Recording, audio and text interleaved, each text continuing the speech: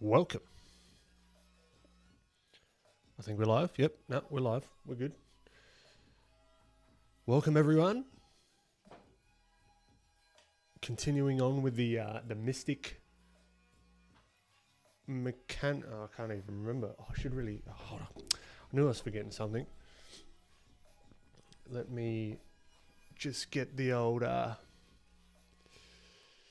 whatchamacallit up. The graphic for some context. Bam. 3-word challenge. Mystical forest mechanic. Not that. No. Yes. That's the one. And let's copy that over here as well. Beautiful. Now we got context. Starting again. Welcome, everyone. Mason, great to have you. Fuad, welcome. Bliss, I appreciate it. Great to have you in here. Blissful, great to have you.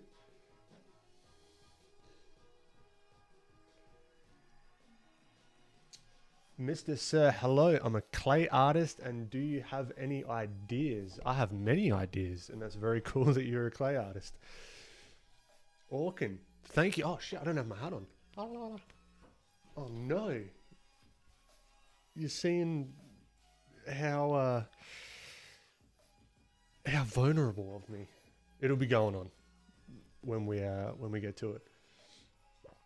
Hassan, welcome. Axel, good to have you. Best friend, great to have you here. Perez, welcome.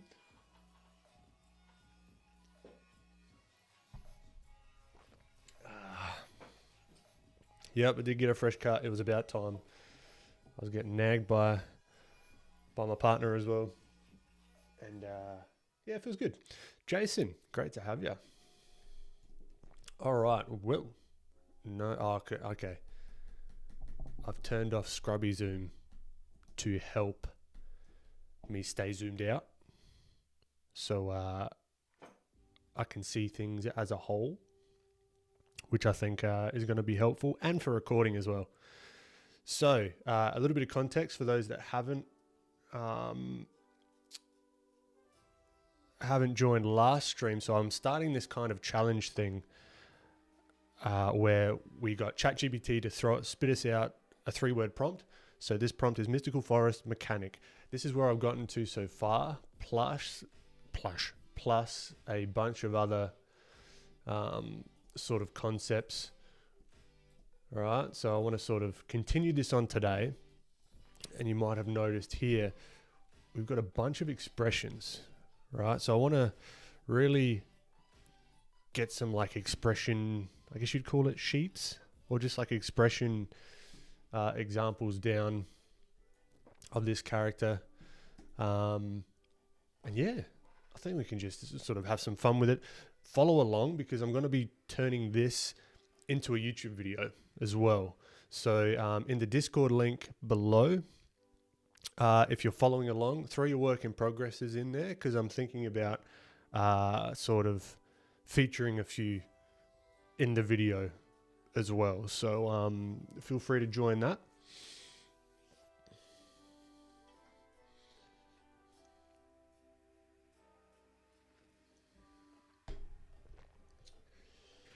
Ricardo, welcome. Mr. Sir, do I remember Kyle Thompson? Not off the top of my head.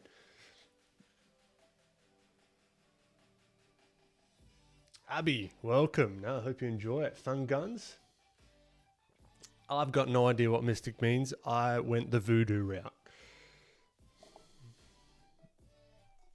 Scrubs Z, welcome.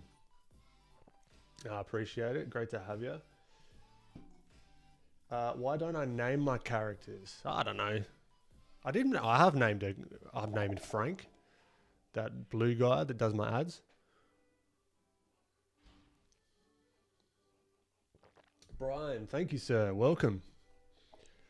I appreciate it. Artistic, good to have you. Okay, so this scrubby zoom's gonna. But it's good. I'm trying to get out of a habit. And it really does help with recording. as well. So let's get cracking. I'm thinking, so yeah, I spent some time after stream over the last week just tinkering around with this idea. It's feeling very lowish, which I'm not hating. The face needs to match the character a little bit more though. But apart from that, just been having some fun throwing some color down. But I think what we might do is, because I want to keep this just like an idea of this in the corner potentially. So I'm just going to copy that, scale it down, just so we've got something. Let's get my noggin out the way. There we are. Scale it down just so we've got like a reference of kind of the vibe I'm feeling. Oh, scrubby zoom, I tell you what. Ah, fuck. So yeah, feel free to follow along, do your own prompts, do whatever you want. Really, I don't. You're your own person, but this is what I'm doing. Let's get some shape dynamics going. To pen pressure, so we got a little bit of a sketch brush going on here. Yeah, I think that'll do. Angle jitter, yes, no, not pen pressure. Pen tilt, there we go. Sick. All right, so expressions. So there's going to be, there might be some, like we're going to warm up, quote unquote warm up. If you've ever been to it on a stream before, warm-ups just tend to transition into a full stream. But I'll put the warm-up badge up there just for context, just to say that this is the beginning.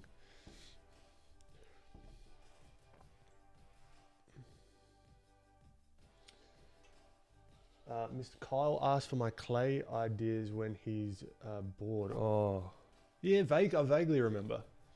Is that you, Mr. Sir? I'm glad to hear that the line work video helped out. Blissful. And that's only like a fraction of sort of some of the stuff I've been learning as well. So let's start off with some kind of front on just to begin with. Now this, I'm not going to worry about this character just yet. I'm just getting warmed up. I want to, because I haven't drawn yet today. I've not put pixels to pixels. So I just want to start. Ah, well, Kyle, great to have you then. Commotion, I'm doing well. Ray, I did have a great weekend. Great to have you. Twal, I use Blender. I would love to play with ZBrush as well, but it's just a bit of a barrier. I do love the look the ZBrush gets though.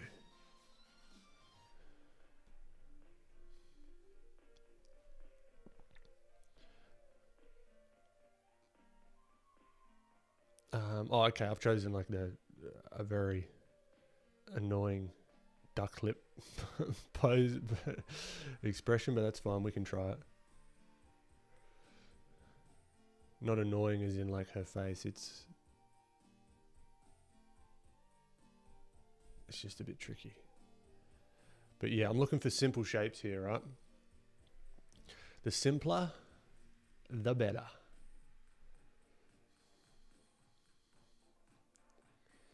Ah, Kyle, awesome. You started a YouTube channel. Fantastic. Welcome. Welcome to the YouTube game. I think it's helpful as well if you see it as a game.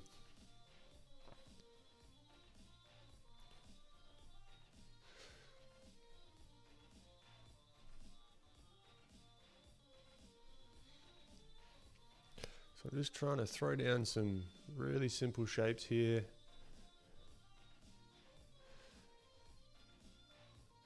Just get my eye in.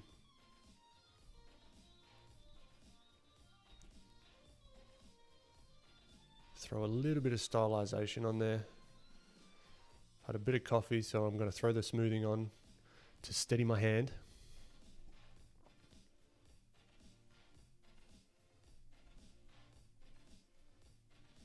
And I'm finding as well with expressions like the neck, how it's attached to the torso and the head direction as well can really sell the expression instead of just having like a standard neck. And it's really hard to find good just on like Google and like Pinterest, authentic expressions as well. So it mightn't even be a bad idea to sort of get a movie that you like, or like whatever movie. We've got like great actors and they're kind of doing their thing because it's their job to try and sell the emotion.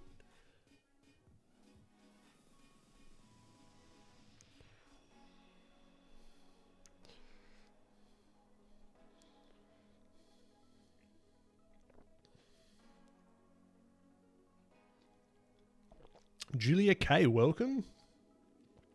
12, would I ever make a Blender tutorial series? Yeah, I'm not opposed to it. I'd like to sort of, how would you say, fold it into like drawing and character as well. So it might not be just a Blender thing, but sort of something that is kind of like, create the character or scene or whatever, study, and then see how we can do it in Blender. So it's not just like a how-to necessarily, but who knows? Who knows? The sky's the limit with content.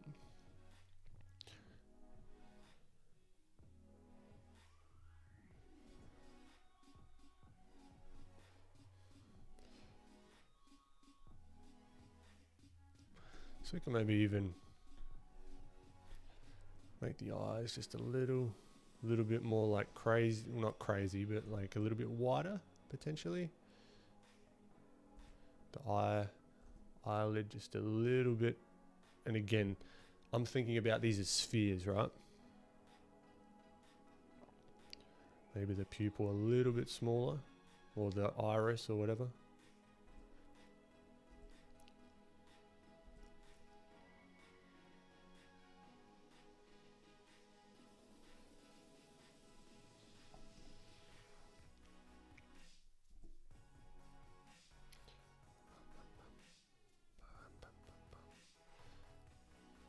And her eyes look a little bit off.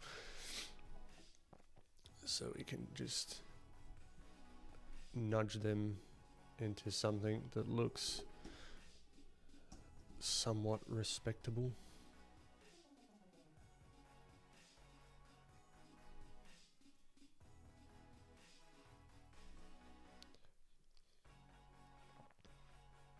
So feel free to join along. Use the references that are on the screen at the moment.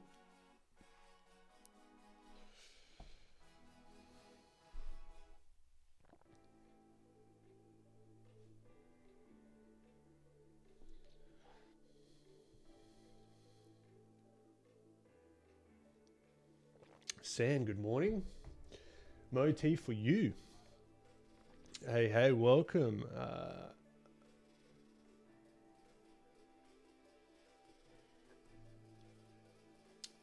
Storm FX down in Sydney to get a copy/sub to ZBrush. Woo. That'd be lovely if you want to hook it up somehow, if you know them. That'd be great.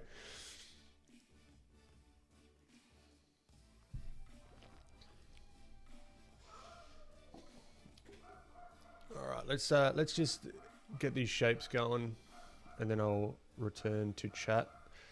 Gonna have the dogs going in the background just a little bit, unfortunately, just for a short while. So my apologies if they are disrupting you, as they are me. I've actually been doing a bit of meditation recently, which the Zoom. which has been actually really good to kind of zone out any distracting sounds or noises and that kind of thing. It's been really helpful, actually.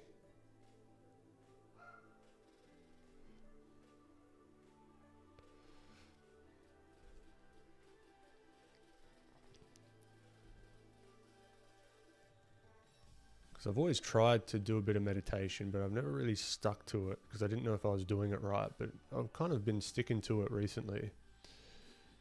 And it's been really, really helpful for all sorts of things. Even when I'm at the gym, just in the middle of each set, instead of going on my phone or whatever, just trying to, just chill out. All right, that's fine. For warm, this Zoom is gonna do my head. I'll get there though. I'm just trying to.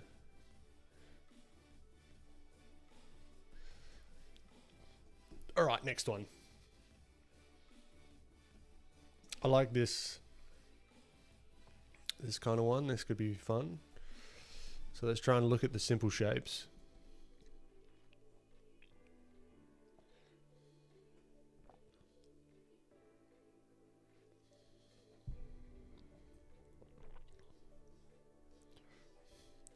Get the head down, the neck of sorts,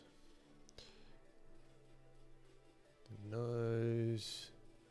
So I'm just really looking at those shapes. I'm adding ears in where you can't see your ears because I can, because I want to. Adding the eyes, give it a flip.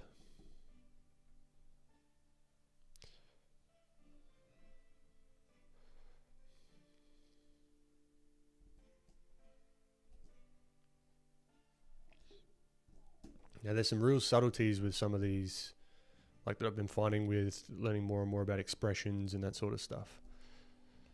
Even with sculpting expressions as well. You change one little thing and it can make them look like manic or happy or confused. Like just with a couple of little strokes, it's crazy. This is why simplification is really key here, at least in the beginning.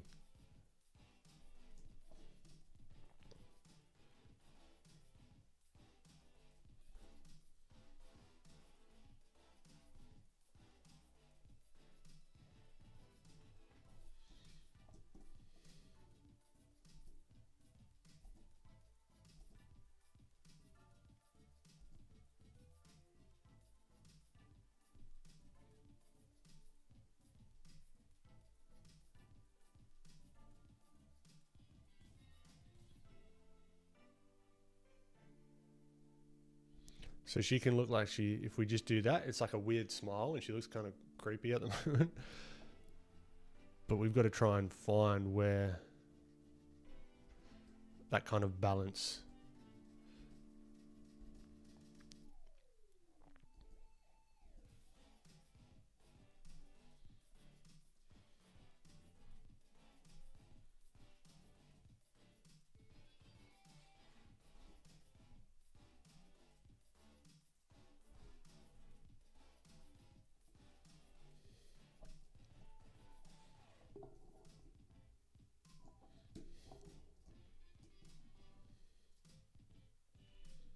Even that bottom lip, that little crease can really help.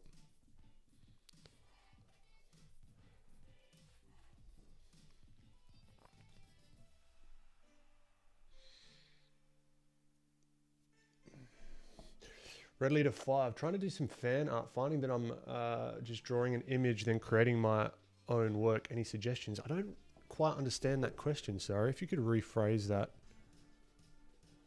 that'd be helpful. Garuchi, welcome. Appreciate you. Hassan, the hardest skill, I mean, it's all hard to some degree, but likeness was a really tricky thing. Still is for me to sort of capture and then stylize. So there's likeness when you're doing like realism, and then you've got likeness when it's like you're trying to put your own spin on it. And then there's kind of likeness with your own characters as well, sort of like staying on model or whatever you call it, where you're trying to keep consistency with your characters that you're creating. That's one of the trickier things. But it all comes down to simplification from what I've been learning.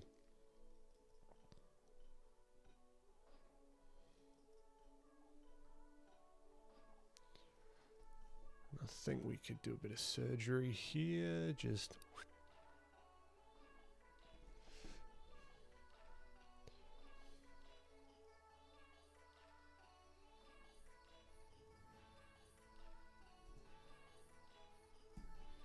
Oh, there we go. Zoom again. Good one.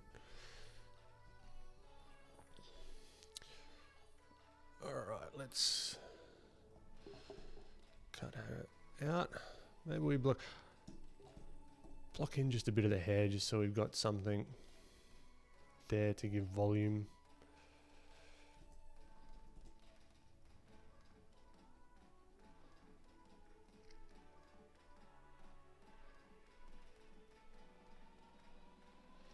To kind of frame the face a little bit.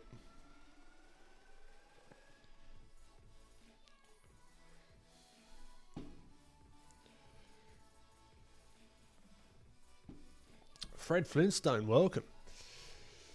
You're looking at finding a mentorship soon. Do I have any advice? I've been studying character design and illustration for about 4 years now, and I'm trying to get to that next level. Yeah, I guess mentorship. I've not taken one myself, really.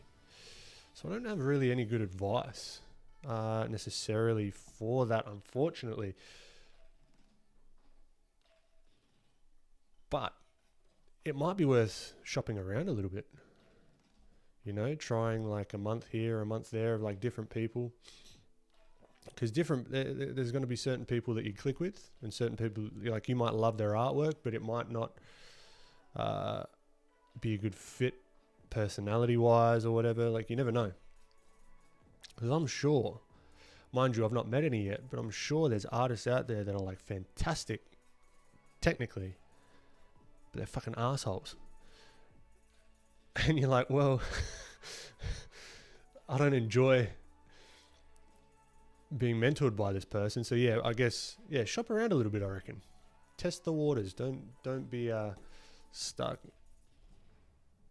to one person. But when you find that person, yeah, go with it. I don't know if, yeah, that's just my thoughts. I don't know. I've never done it before, so.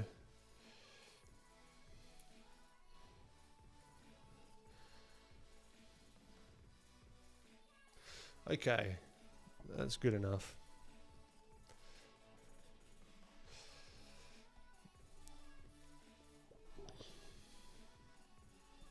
We'll get to more complex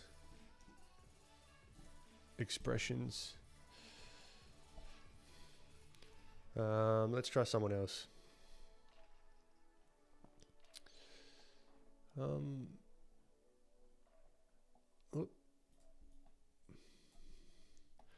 What do we think? I love that expression there. That just seems authentic to me.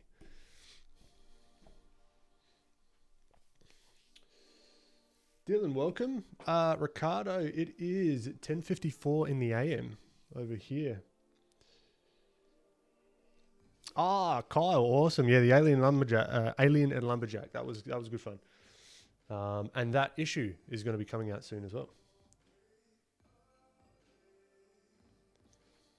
Well, maybe not soon, but I've gotten the draft back of it, and it looks phenomenal. So I can't wait to share that one. Rodrigo, welcome. Appreciate it. Twirl, I use a bit of both, the lasso and the brush in combination, in concert.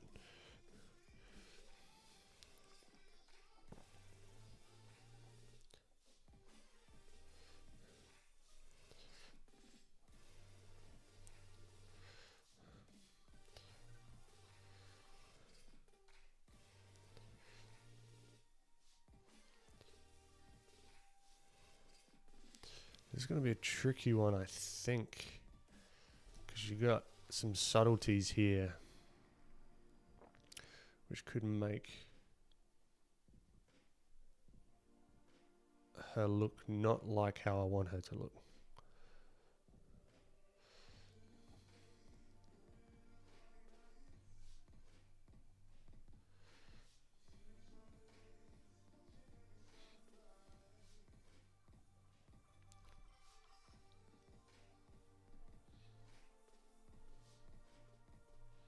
Even just putting little like nicks there, just like pop, pop, just as little placeholders before I put in the lines.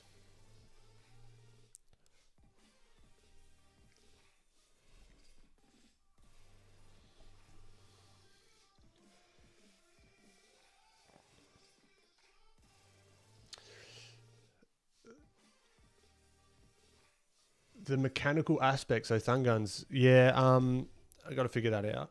But it could be interpreted that the mechanical aspect is like, so she's a mechanic, but of the forest. So it's like she's known as the mechanic, so she can like heal like plants and stuff. So yeah, I've sort of twisted that one a little bit, but you know, it is what it is.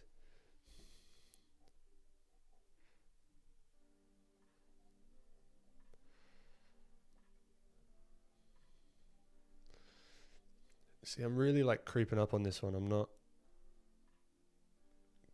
going straight into it. Now, I'm falling a little bit into the trap of copying the reference a little bit too much, so I might just throw some different eyes in there and really simplify them. And even the teeth, just like, yeah, really simplify the teeth. So I fall into that trap all the time.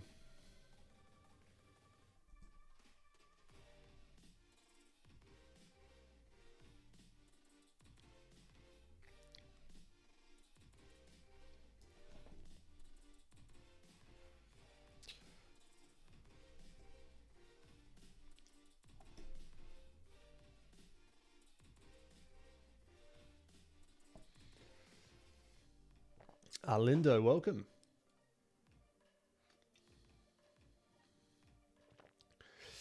But you just end up drawing shots from the manga instead of doing your own original stuff. Is it more just studying their anatomy? It's kind of like translating their style onto, like, a good practice could be taking your own reference, right? Taking a photo of yourself in a pose that you want to try out, and then see if you can translate whatever like manga that you're watching, and translate that style onto the pose that you've taken a photo of, if that makes sense.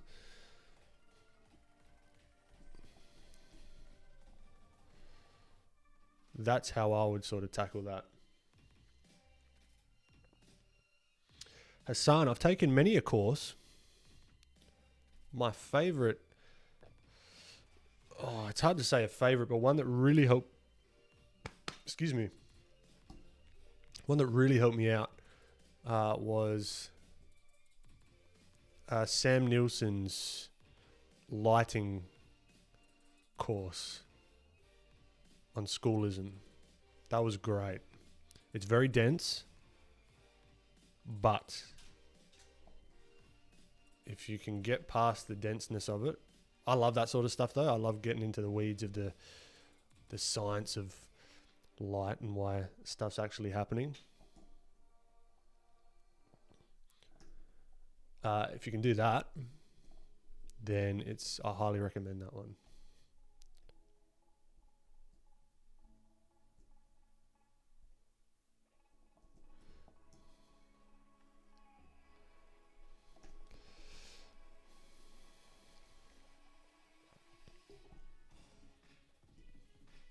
This is a tricky one.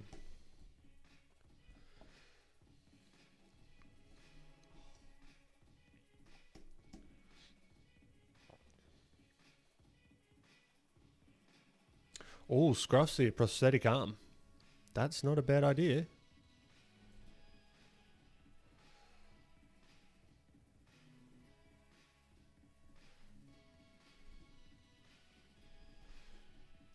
I do like that.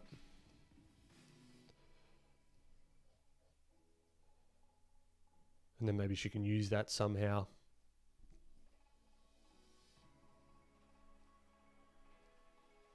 See here, I can see myself getting caught up in the details of the reference, right?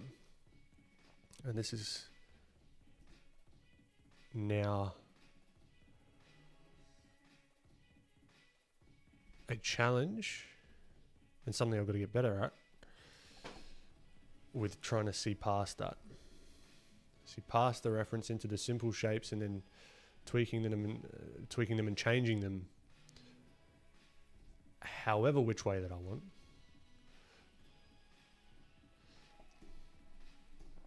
Now this mouse should be a lot larger, I think.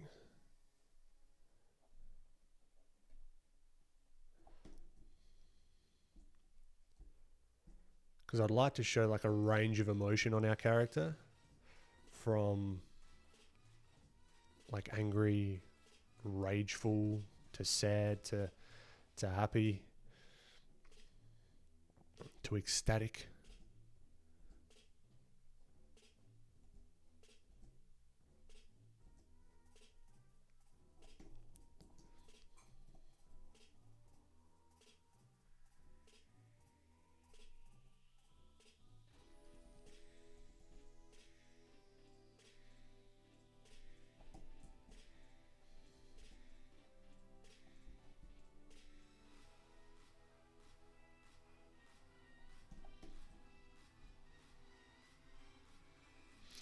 Let's even get some reference. So I got some reference of TB Choi here. So how she tackles certain things. So we can even start to... So this is how I would... Like a very high level way of how I would study different artists and their work. It doesn't have to be the same, but it can have the same feeling and the same vibe.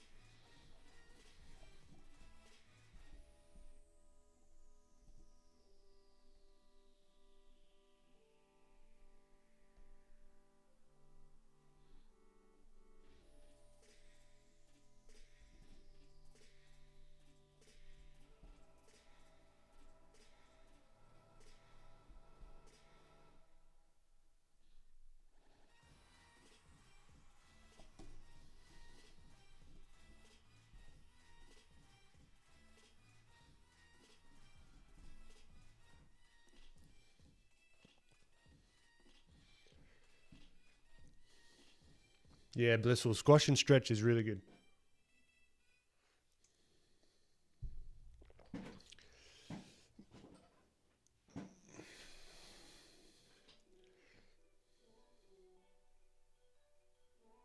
Not a professional.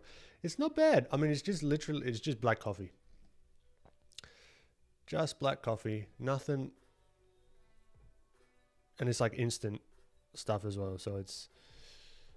I don't necessarily drink coffee for the taste or the flavor. It's for the experience.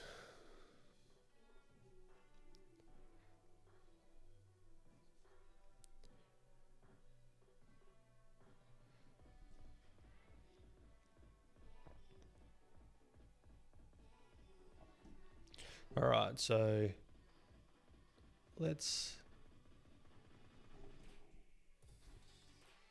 Make these eyes more smiley.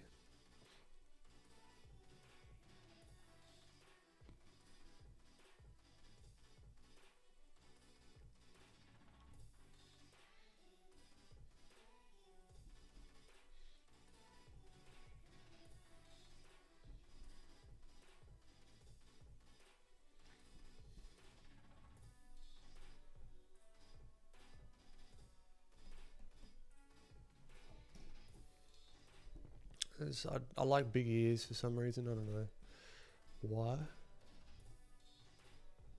So let's throw the ear down here. Now with the ears, it's a helpful tip for the direction of the head where that ear is placed, right? Because we're kind of looking up a little bit underneath her head. So the ears are going to have the illusion of sort of being further down. Like if we just get like the center, it's not the center of the head. If we were looking at the center of the head, it would be more like wrapped around like that in space. But if we just look at the center of the whole mass as a graphic shape at the moment, you notice that the ears kind of sit lower, which helps the illusion.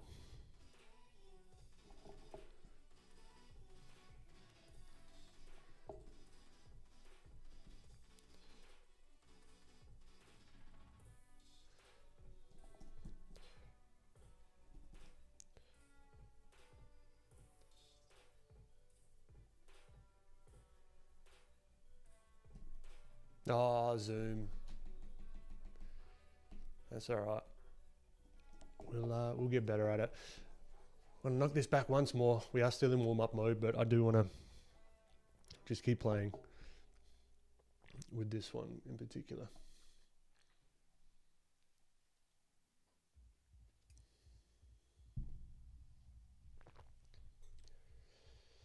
When I do poses, how do I push it from the reference?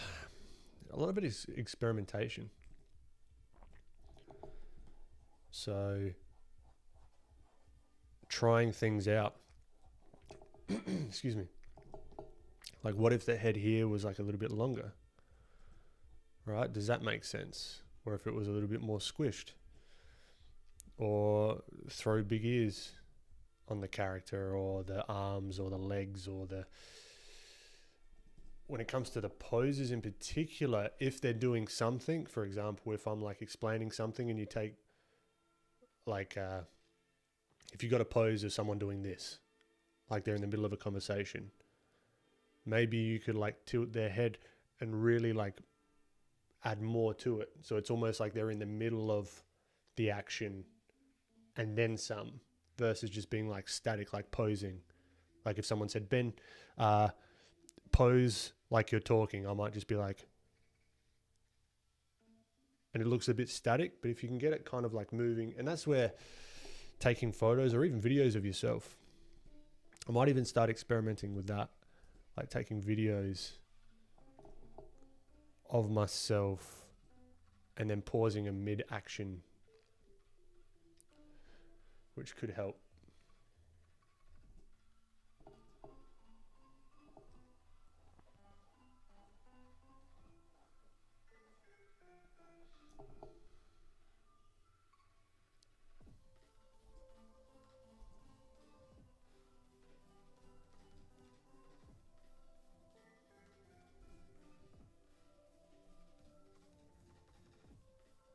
So I've gone completely away from the reference now, because I wasn't going for likeness, just more so the pose and the kind of feeling. Let's see if we can measure these eyes and just make sure that they're feeling like they're in their head as they should be.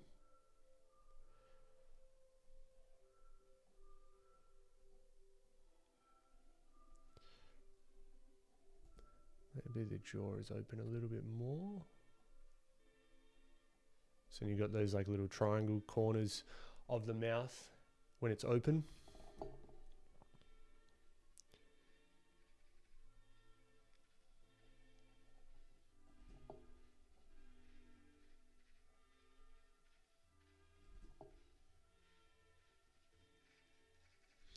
I'm just simplifying some of these shapes.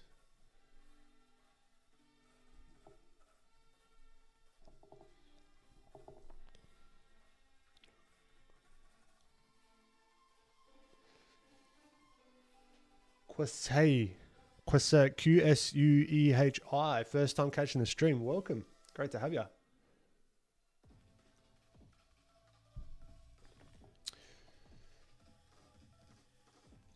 Red leader 5. Yeah, that's exactly right. Trying to adapt it. And that's the fastest way that I've found to learn people's styles. Like, for example, if I'm looking here, I can see like TB Choi. She's doing a bit of cross-hatching. Or not even cross-hatching, but just like shading in the hair, but it's like really light. She's got like some consistent shadows. So I might carry that through onto this, right? And it's like a lighter gray, so it doesn't like overpower the piece necessarily. I wouldn't even call this a piece. It's just a whatever, just a warm-up. Right, and you got like the darker outline of the face. Maybe we simplify this face just completely. And then having a look at the eyes. The eye, like looking, okay, what's the darkest parts? It's the brows. So maybe we darken these brows up a little bit. Right, and then, and the lashes. So we can like really make these lashes like darker. The eye direction is a little bit off, but that's fine. We can fix that. That's no dramas. She looks a little boss-eyed. So maybe we have her looking off this way. And then have her eye looking this way. Right, so it's not exact. I'm not trying to like duplicate TB Choi's style necessarily. I'm just trying to break it down and understand it. And just take little bits and pieces, because if I try and take the whole thing, I'll get overwhelmed, and it's, yeah, there's no use to anyone.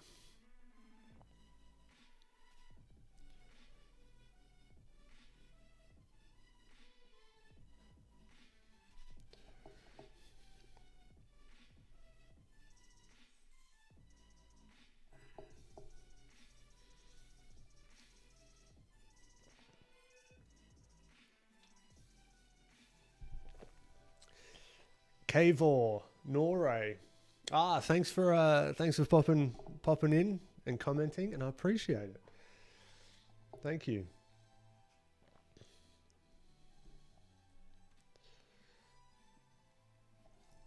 Chris. Appreciate it. Yeah, it was about time to get a fresh cut.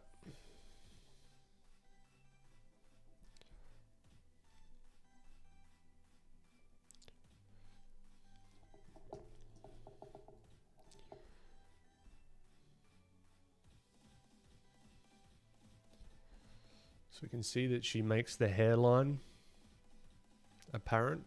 So we can do a little bit of that as well, just to give it a little bit of structure. Even though it's a different hairstyle, we can always just learn a little bit by bit.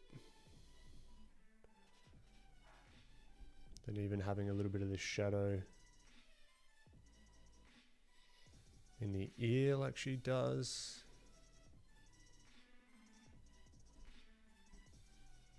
And then I think as well, these eyes look a little bit sleepy and not like she's smiling. So that can be a bit to do with this crease in the mouth as well.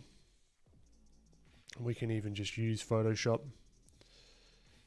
to warp, make that smile even larger.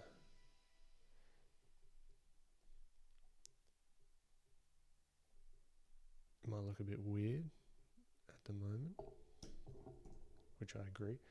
But what we can do is then come through with the eyes and really push them up.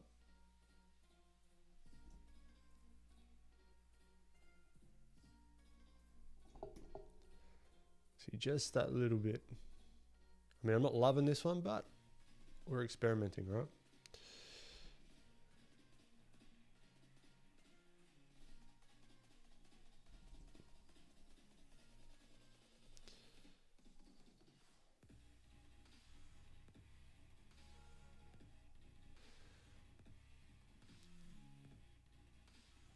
I noticed that she actually colors in the lips as well, which could help.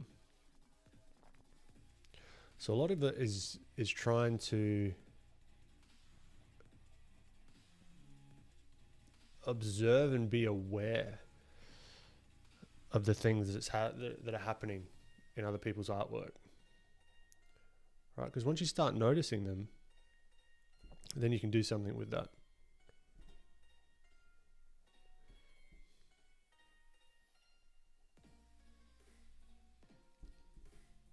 See, that just made it a million times better.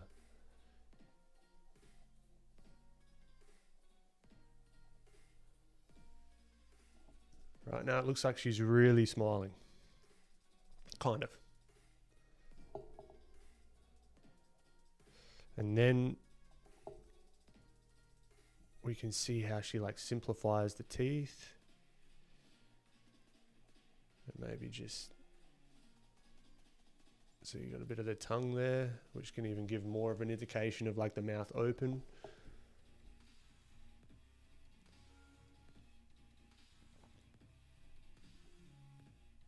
I think there's brow as well. This is one thing to keep an eye on. At least these are notes for me. I'm not telling you what to do. This is me thinking out loud. This has structure, right? So that eyebrow should really come up a little bit there.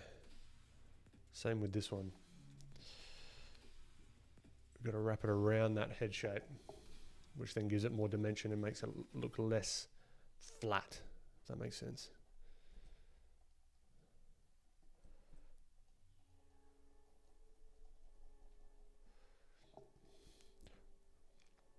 Now, another thing I noticed, if you want to get into the minutiae of stuff, even her sort of pencil direction, right? I was going a little bit cross-hatchy with it. I was being lazy. But if you actually look at how she lays the lines down, you can, let's get this darker line of the chin in here. Right, so we've got that. Then we can like outline that shadow shape, but then they're all going in the same direction, or same or similar direction, and that can, stuff like that can make like a faster or quicker sort of warm-up sketch that I'm doing here. Just look, just that little bit more neater, or more neat, if that's what you're going for. I don't know, it's just something that I observed just then. All right, let's flip it.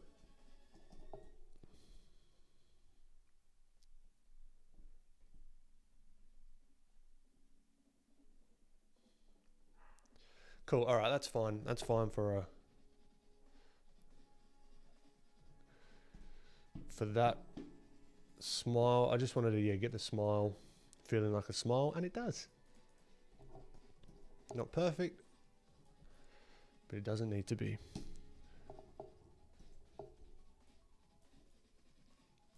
All right, put you there. Let's try another. Even this will be an interesting one. Zoom. All right, let's see if we can capture this sadness, despair, maybe even a little bit of, what would you even say?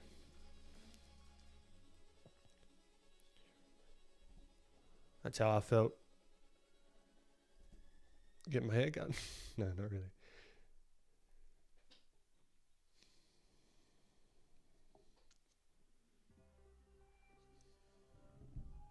Ray, I appreciate you asking. We've got another podcast coming out with Francis.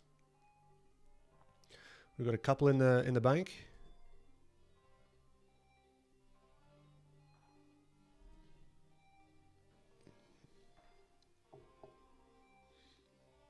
I appreciate it, Travis. Renata, welcome.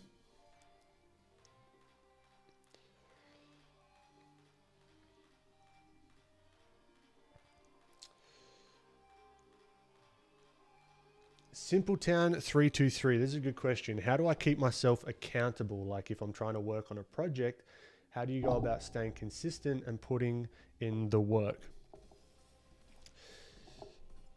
I think I've mentioned this in the streams more recently, actually, like a few times, but I don't rely on motivation. Right? And it's a practice, right? It's not something that I was born with, and I still mess up and I still procrastinate and all that sort of stuff. But what I'm trying to, I guess, become as a person, or the way that I like to think about stuff, is I treat it like I'm a professional, whether I am or not, whether you are or not. It's like, does a professional care if they feel like doing the thing? No. Particularly if they've got clients that are relying on them. It doesn't really matter what you feel like if you've made that promise to yourself, which really is more important than doing client work. So it's like not relying on motivation and getting into the habit and saying, okay, Monday mornings, I'm going to stream. Like this started off as a habit. I didn't stream for 29 years, right? Then one day I said, okay, every Monday, almost every Monday, let's just turn on the cameras and see how we go. And that's that. And really just getting into the habit of keeping those promises to yourself.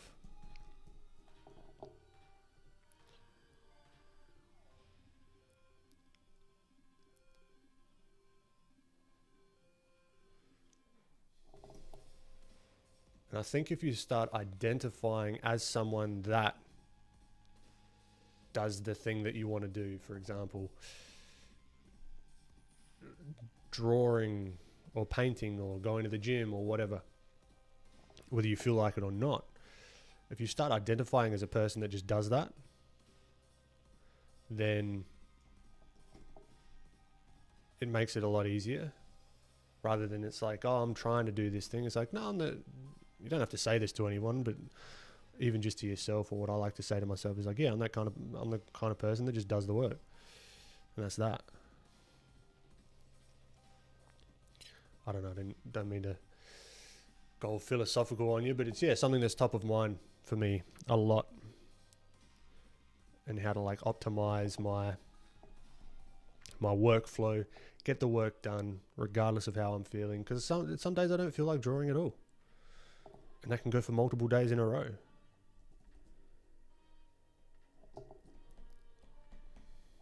But I've got goals. I've got things that I want to accomplish. But there is also time for rest as well. I'm not saying that by any means, that you should just burn the candle at both ends.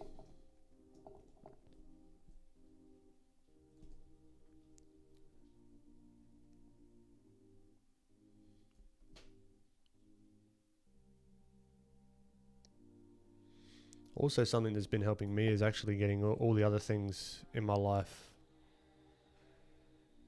sort of sorted, like sleep, for example. Getting a good sleeping pattern, not waking up at like 11 or 12 and then feel like the half of the day's already gone, sort of thing. That actually feeling like you have time to do the things as well. Like I'm getting up at 7 now, 7:30.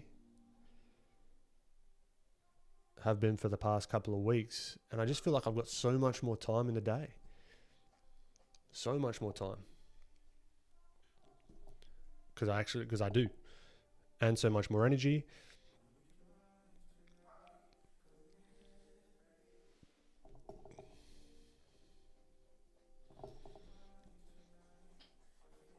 But yeah, you got me on a on a ramble.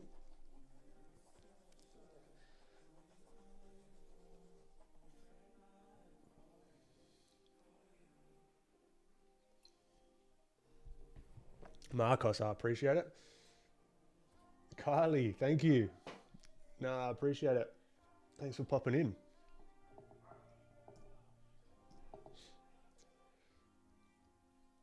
Rita, he did get a haircut.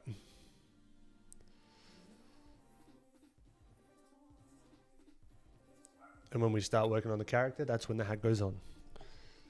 It's time to work hat. So I really want to push this.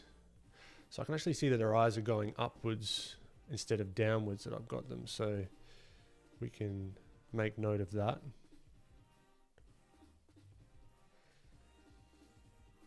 Horned Warlord, thank you.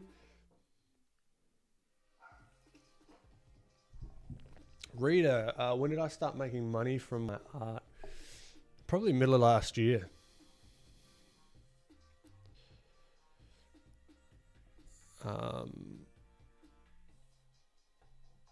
With some workshops that I got asked to do.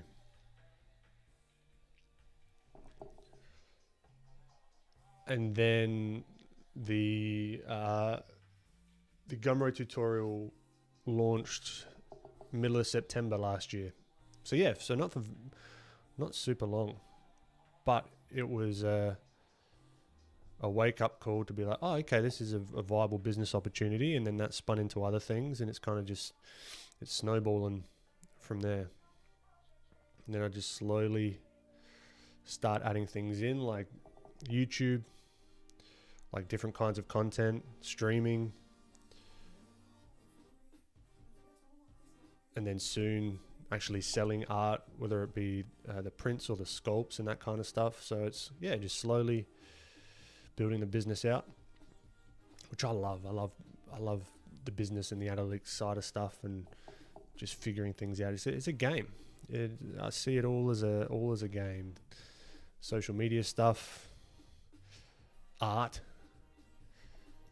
right? You're sort of leveling up.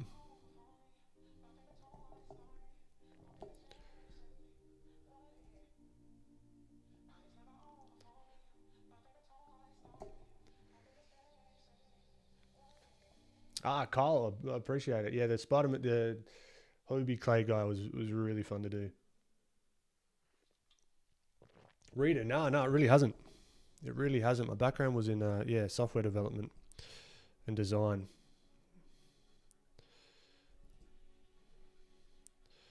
Before that, and this all just spurred from posting one day and just making that decision to, all right, I'm going to give it a shot.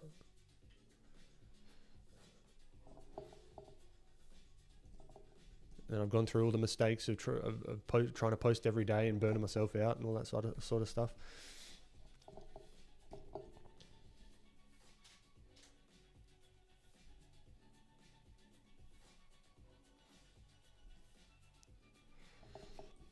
All right, let's see if we can get this mouth. So I'm looking at these really simple shapes of like the muzzle of the mouth, I guess you could say. And then we can see how we can push these shapes maybe. So we've got this bottom lip coming upwards. So like down, up. And these are so tricky. Expressions are so tricky because we're so attuned to seeing them in real life.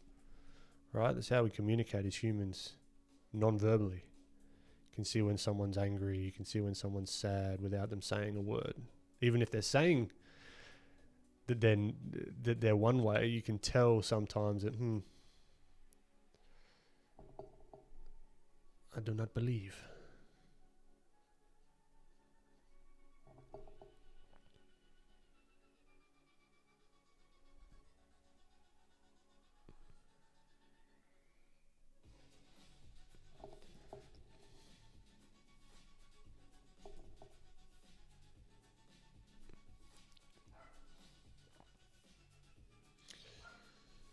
Blissful. Yeah, I'm actually working on a course at the moment, so it's like a proper full course. Rita P, did I have a regular job? I started a software company. Still have it. Francis is working on it at the moment, actually.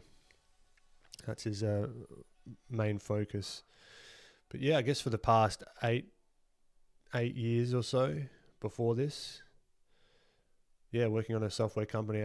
It's an app for small business owners to manage all their finances, take payments, clients, online bookings, all that sort of stuff. So that was all my time was spent on that.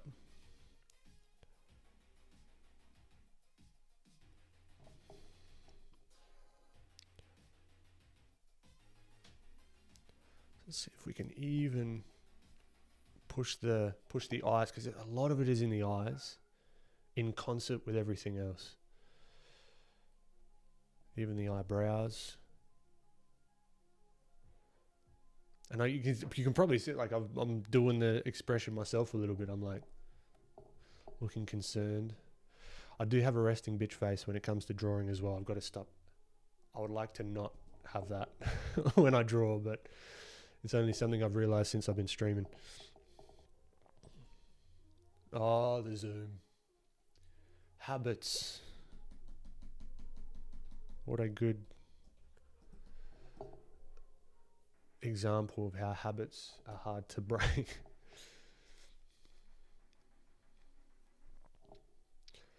Now, I think a lot of this can also come into this sort of, what is this called? The nasal labial fold. There you go. How's that for a scientific big word for you? Like these in here.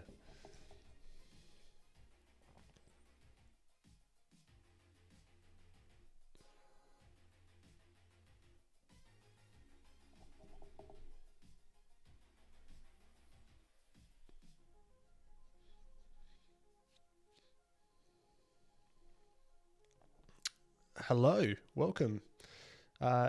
Ishi M. We Christian. The name of the app is called Keepon. So KEEPON. So you can check it out, like getkeepon.com. It's just on the App Store at the moment, the iOS App Store.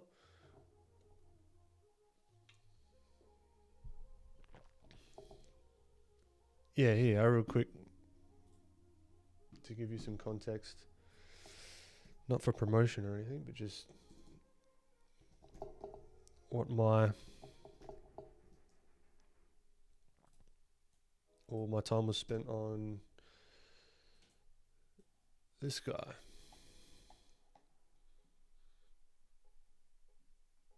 So it was full calendar, all that sort of stuff. And this is my first kind of foray into like illustration for an app as well. So these were done a long time ago, but showing just the different industries that can use it. So it's mainly for like individual, like cleaners, music teachers, dog sitters, personal trainers, gardeners, that sort of stuff. So that was fun to play around with. But yeah, that's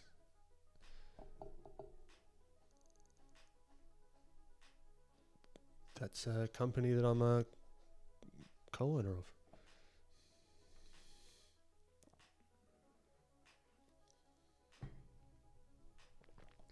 Kylie Beckham. I recently had to take a break from posting my art on Instagram after a while. I was not really feeling motivated to draw, so I started pushing myself to draw and post again. Yeah, that's good, I guess. Like if that's your goal and that's something that you want to do, that's a positive. I find I'm having the most fun with like content and why and how I keep myself consistent as well is because I enjoy it. I enjoy the making of content. It's not a drag. Like some people say, it's like, oh, now we've got to do videos, And now I'm like, hell yeah, now it's another opportunity to learn new stuff, to experiment, to see how I can fold that into my workflow even.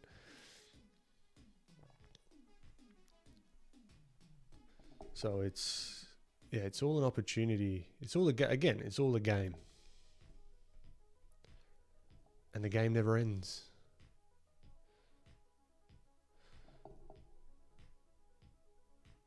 And I think that's one of the most sustainable ways to do it is, actually just have fun. And if you're not having fun, then maybe it's like, reassess. What would make this fun? Or useful or whatever.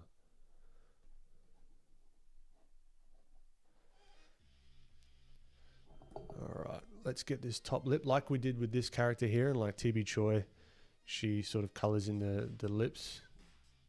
It could add a nice bit of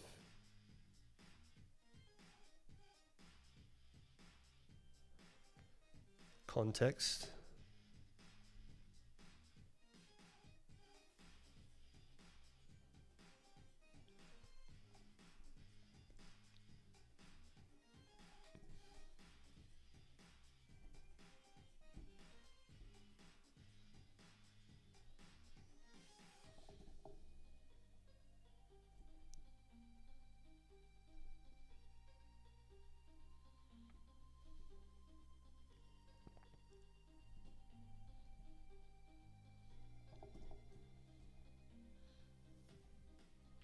I think this can be like down a little bit more, like the teeth, it needs to be more down. So then we use the power of, lost my words, Photoshop, that's the one. See if we can push it up, pull it down, push it up, pull it down, push it up. I like to use this over liquify sometimes. I feel like I've got a bit more control. Because what you can do as well, a little tip, you can split the warp so it gets more fine-grained in certain areas as well, which has been really helpful. So there's a little Photoshop hack for you. Just right-click while you're using the warp tool.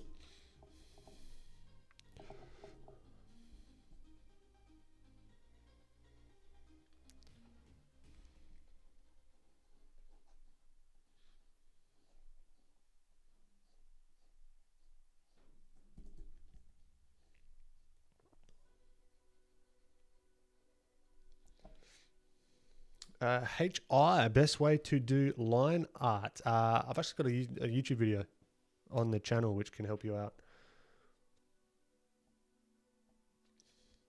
Which may help you out. It's stuff that's helped me, so hopefully.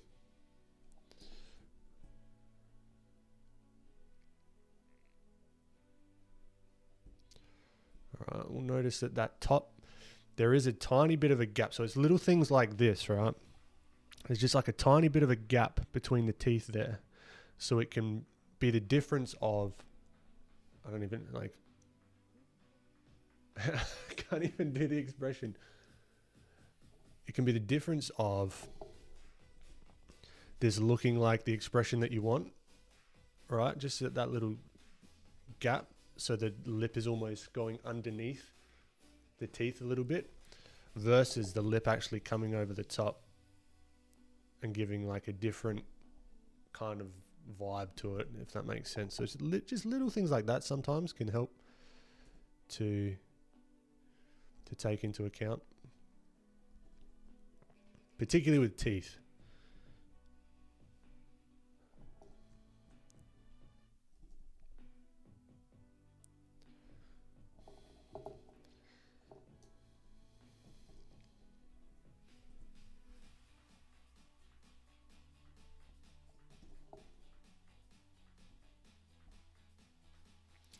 And then I think we could push this. This is too similar to the reference. Well, not too similar, but I just want to push it a little bit more so we can use the warp just to go rip.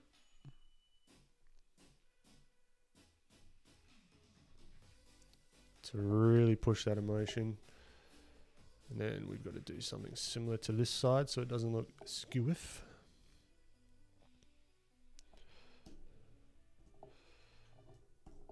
Flip it. Yeah, see, so there's some issues with the eye. So this eye here might have a bit more of a lash there. This eye might be a little bit bigger. But yeah, anyway, I think we've got what we needed out of this one. And these folds, really quick, these are just notes for myself as well. These folds usually come out from that top of the wing of the nose.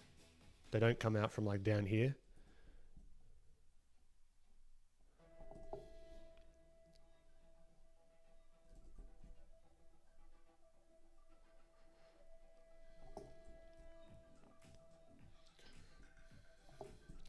Just want to get that other ear, or the ears in general. So I've got it looking off that way a little bit. And one thing I am missing, let's see if we can clean this bottom. So you got that chin, which can add a little bit more as well. And then that bottom lip there. That top lip. Yeah, just little things.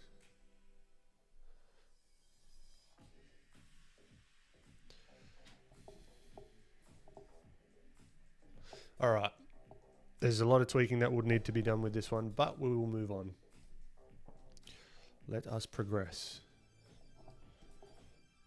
All right, I think we'll do one more warm up. I actually need to take a break really quickly. So I'm going to be back in 5. All right, and then I'll be back with you shortly.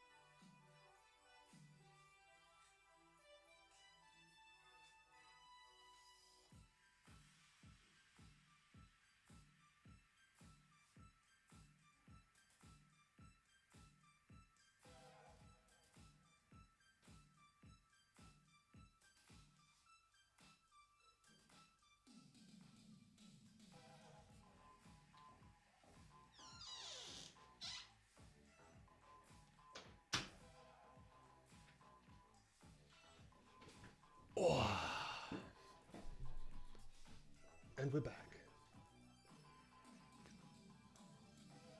There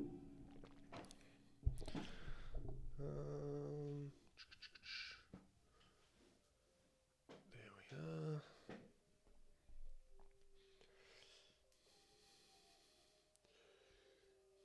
All right, so Ray, what advice would I give to my youngest self now, since I started, if you could, since you started to get serious? What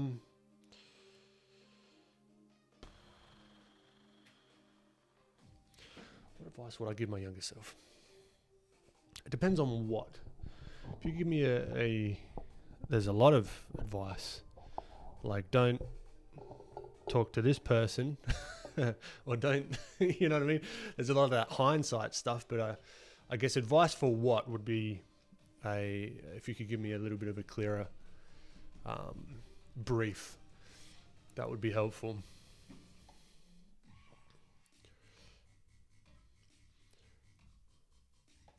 I like this because I think this is a screenshot of a TV show. I'm not entirely sure what this was, but let's see. We'll do one more, then we'll go and see if we can mold some of these expressions onto the character that we built last week. David, you absolute legend. Really appreciate it, my friend.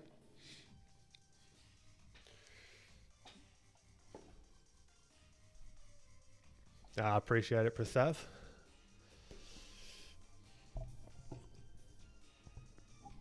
How many hours a day do I draw? It really depends. Some days I don't. Like yesterday, did I draw? I didn't draw yesterday because I was knocking out some videos, some like shorts and stuff like that. So it really depends. If you look at it maybe in a week, what do you reckon? 3 to 4 hours a day, sometimes 2, so 7, 1, 28. Anywhere from 10 to 20 hours a week, something like that. Because this content game does take up a lot of time as well. So I've got to really schedule in my art time, if that makes sense. And then I've got like deadlines and stuff to do as well, which there's a bunch of them coming up at the end of this month. So I'm prioritizing a lot of that, but that's painting time. So that's cool.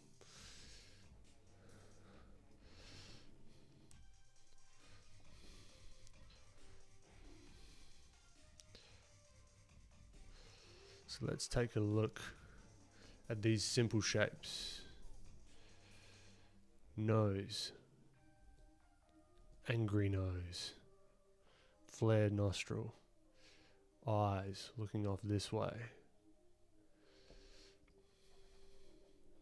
You've got to think about the head. It's kind of wrapping down this way.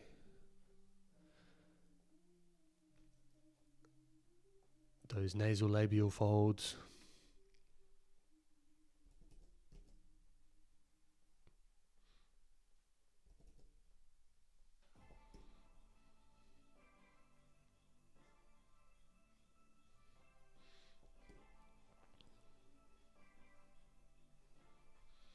All right, see how that ear really helps place. So it's kind of 3 things.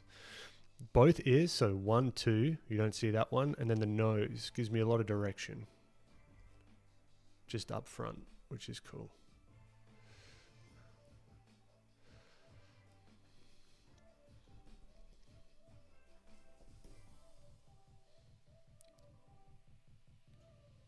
So he's got a bit of that going on, like that bottom jaw jutting out, which is going to help us a lot.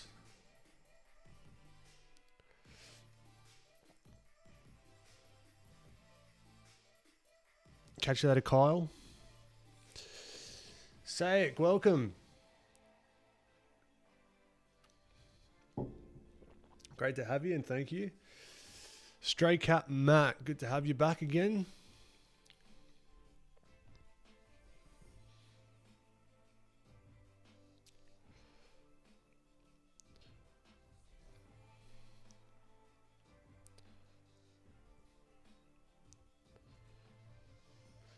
Now I'm doing the thing again. I'm looking too much at the reference. So not looking too much at the reference, but I'm going too close to the shapes in the reference. So I want to just be mindful of that.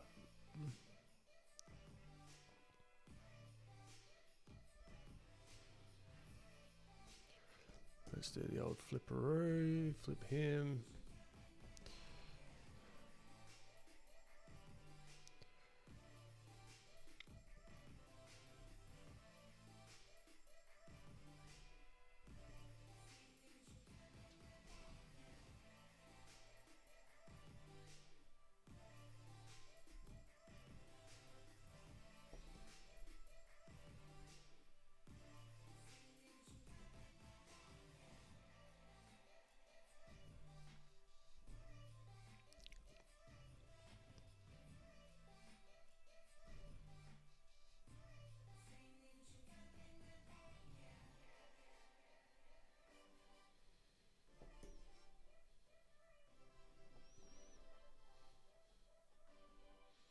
I tend to also put the ears a little bit too far forward in the head. So we'll knock him back here. So we'll just do an initial sketch. He's got a mustache, which really helps. Like he's got facial hair, which can help with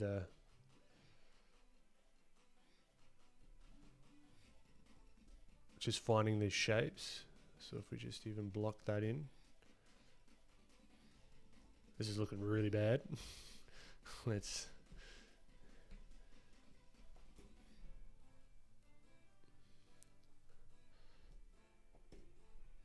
have that eye, these eyes sort of fitting inside the head, inside the skull.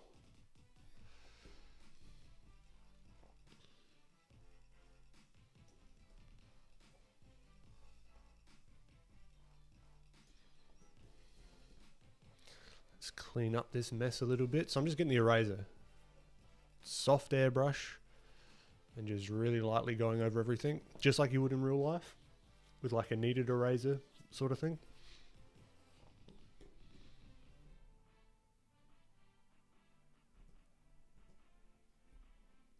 Let's push the nose a little bit.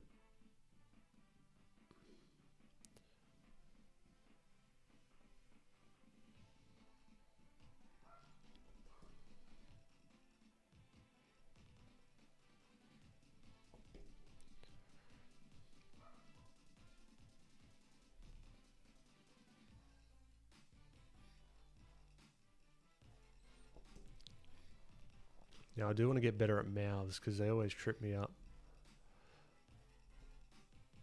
That's one of my weaker points.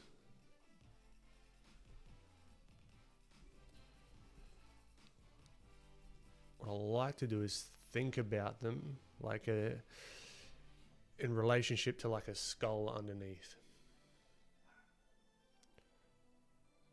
Right, particularly if I'm stylizing them and I'm not following the reference 1000%.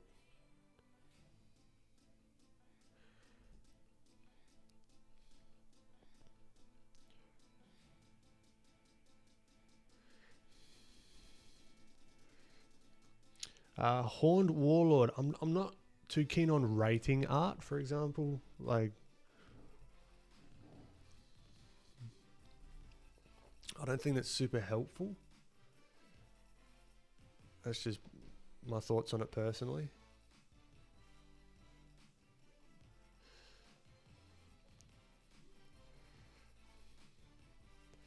So that jaw is going to be jutted out. So yeah, what I was saying with the teeth, thinking about the skull underneath here, right? So we've got a skull, particularly when we're inventing. So there's a skull underneath here, and that's going to be attached to the jaw, which can sort of sometimes help have things in place, or put things in place. Then you can put the lips over the top.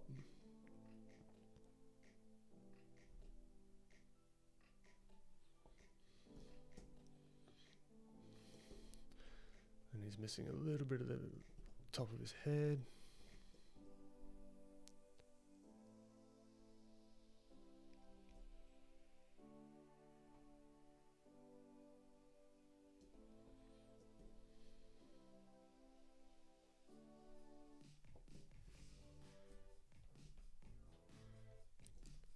Not the right kind of music for this expression. That's for sure. CO Candy, thank you so much. No, I appreciate you. G Doyle, how much did you know about anatomy before you started drawing stylized faces, or did you just look at reference and draw it stylized without studying anatomy at all? I had a very high level understanding of anatomy, but the stylized stuff actually forced me to learn more about anatomy. Funnily enough, because I was having an issue about things not looking solid. And that was frustrating me.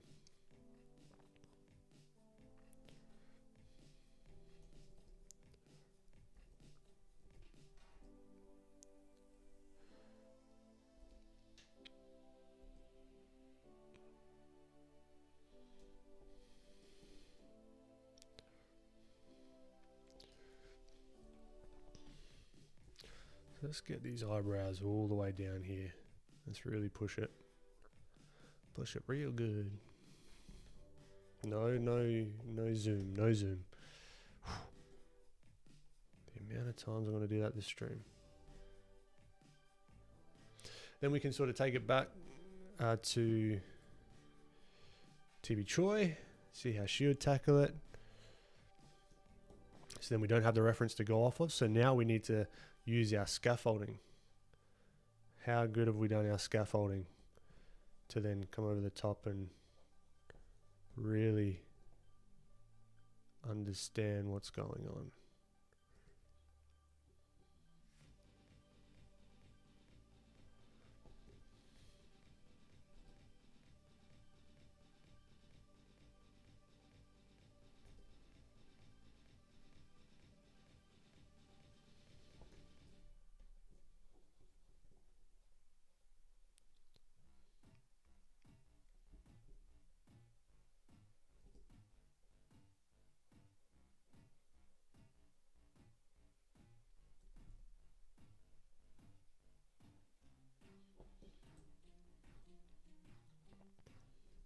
So we got that bottom jaw, so I'm imagining side profile view.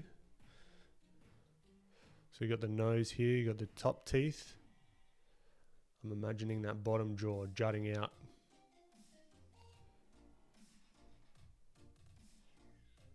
Right, so it's sort of, you've got some space here. So if we think about maybe a center line going around everything, this should come out just a bit more.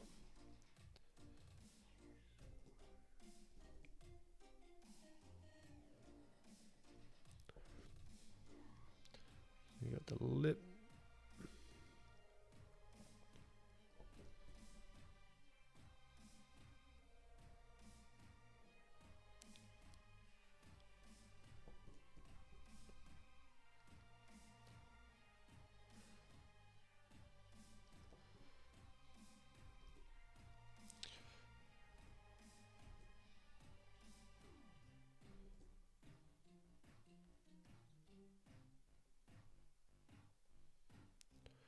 Now he had his facial hair.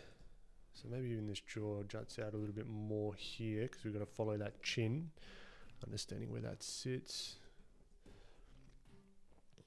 Can really simplify. We go back to our reference.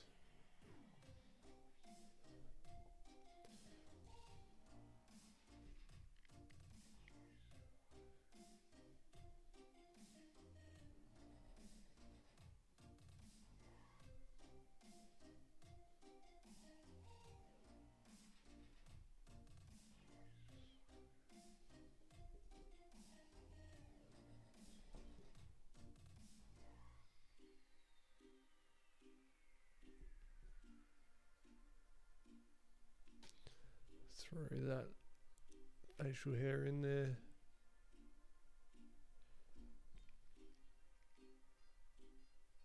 Going all that in that kind of same direction, kind of like TB Choi does. Keep it a little bit neater. It's not perfect because I'm not trying to be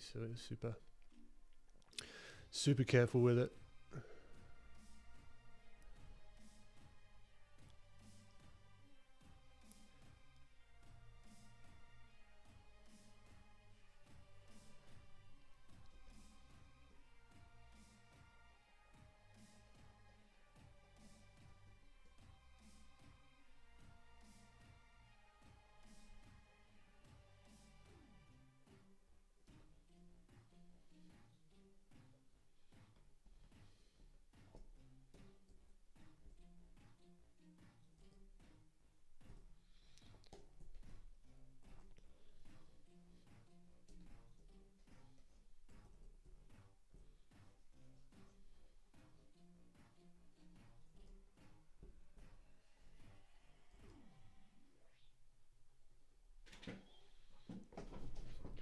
Now this could be pushed way more like this. Let's see if we can use our warp tool.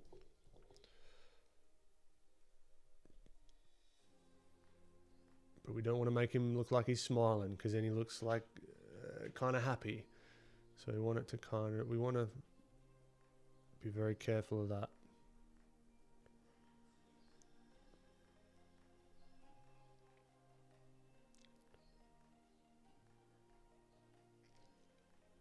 Now, undo. So we want to look at this. So this is going down here. Down like that. We've got that lip coming forward. Maybe show a bit of the gums. You can't see them in the reference, but in mine you can.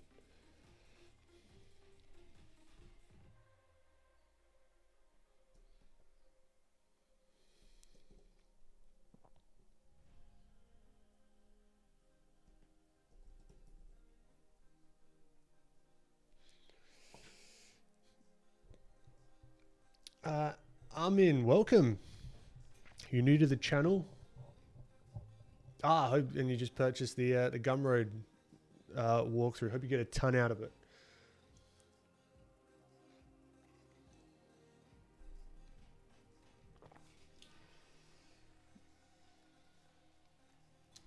Faha.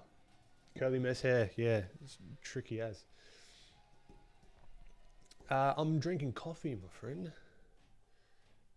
It is... I have a love-hate relationship with coffee. At the moment, we are deeply, deeply in love.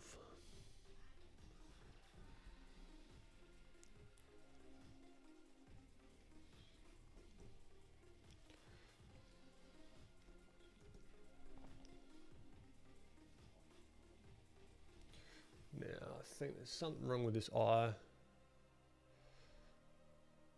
Moving back there, maybe. The old flip.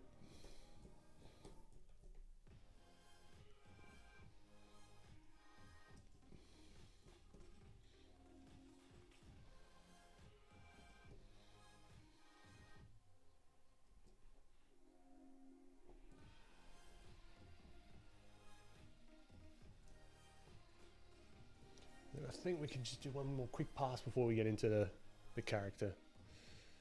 One more quick pass just to clean up some of the lines, just for funsies. Kai, thank you. I appreciate it.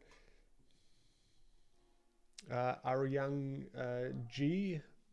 Putra, I am using an XP pen. It's a screen tablet, but I'm using it just as a normal tablet, just to be able to look at my desktop and save my neck.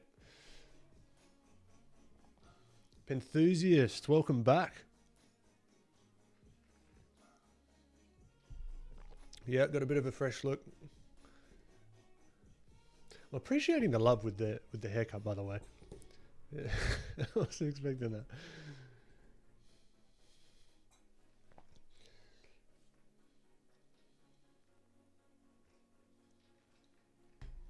CEO Candy, simplification is the key. And seeing if you can understand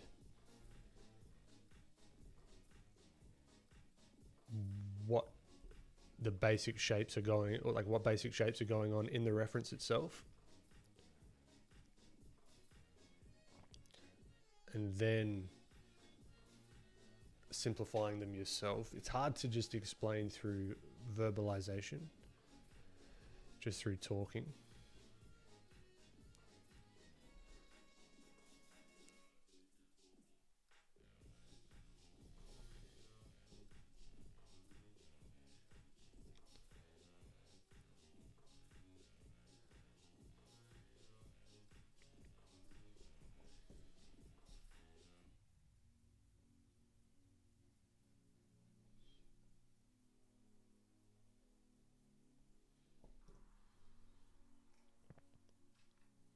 I should have him looking up at someone.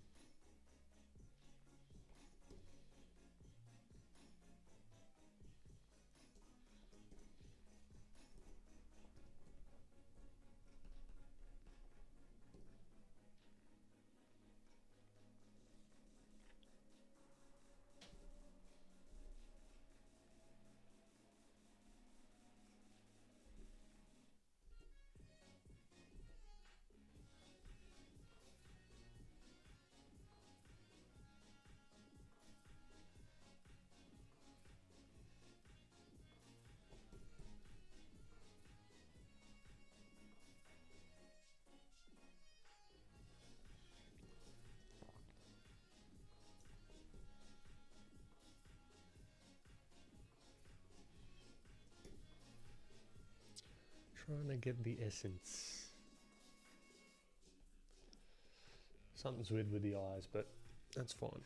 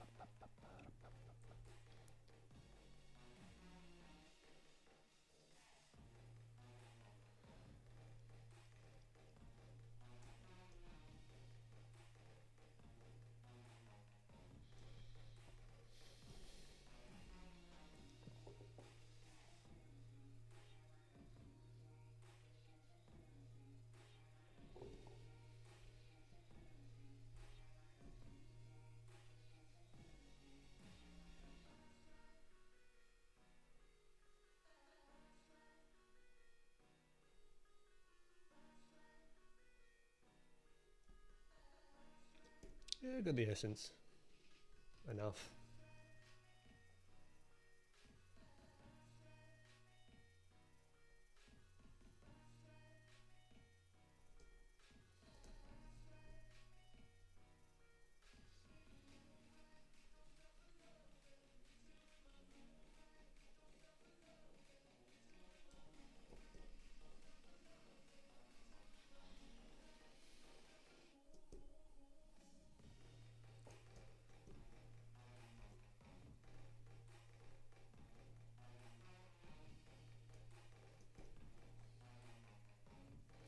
The thing about the neck as well, that's really going to show the direction. This neck's coming down here. Maybe we throw some of that shadow underneath. Could help a bit, maybe not.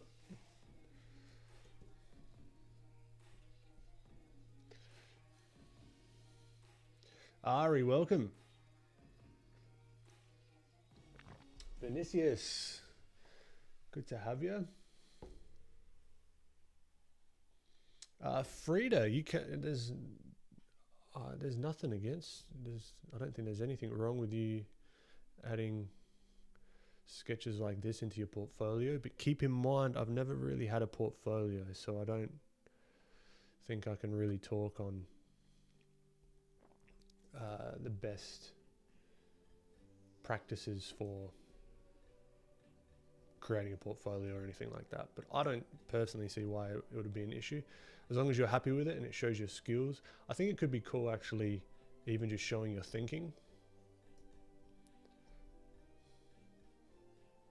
Particularly if you've given yourself like a goal.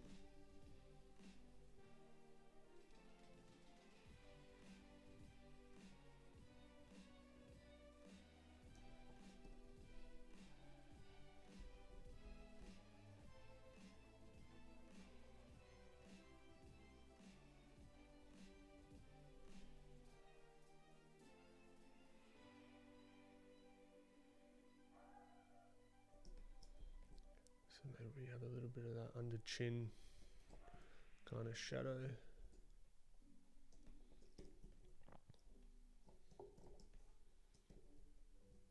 See, a lot of this is just tweaking. Tweaking little bits and pieces. Pushing the shapes just a little bit.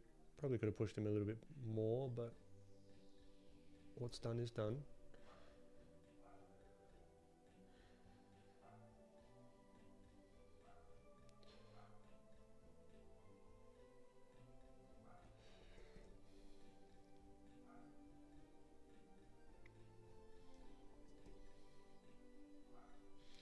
All right, that'll do. Okay, so we've done some little expression warm-ups.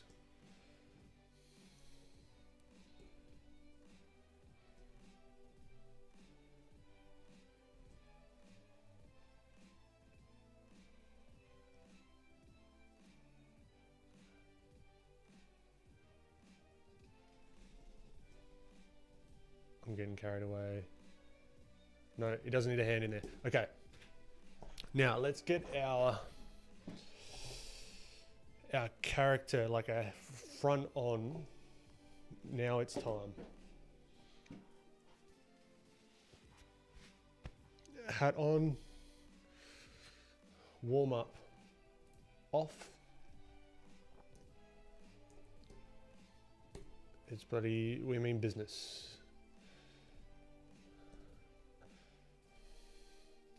Alright, so it's this one. We'll copy this onto a new layer. Alright, so we've got our main kind of front view. I still need to map this to this painting though. It's not looking quite right. But that'll take some time. Okay, let's see. Let's think about the character herself. Maybe you want to show a little bit of personality. So that smile, I reckon we could use even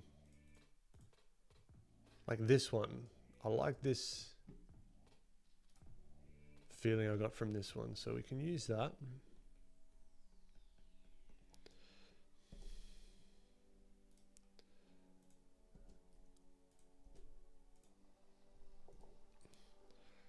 All right, that kind of feeling.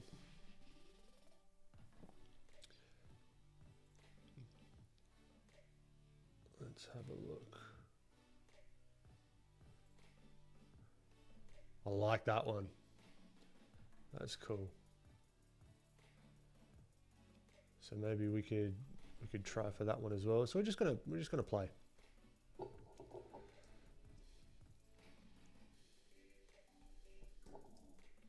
But keeping in mind these kind of proportions. So this is trying to keep things on model, which is tricky.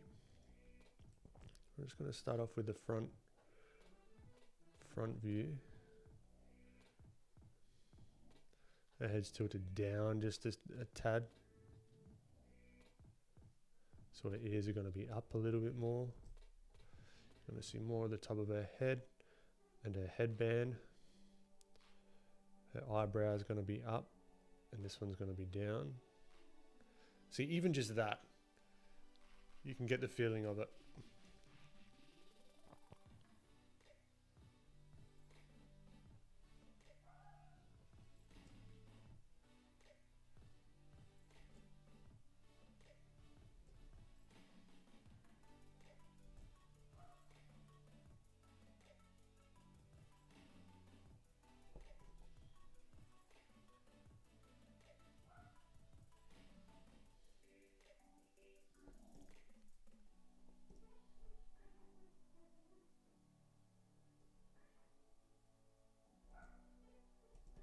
Now we don't want the smile because that will imply something different.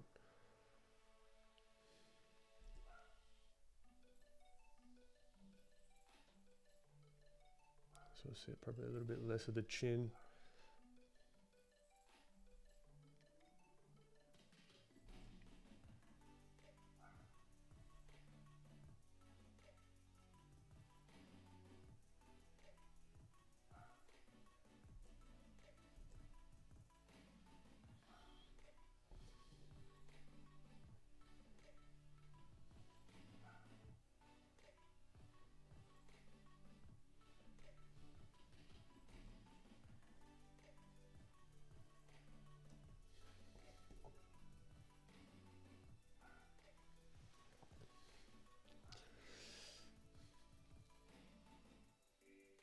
Ah, Travis, appreciate it without the hat.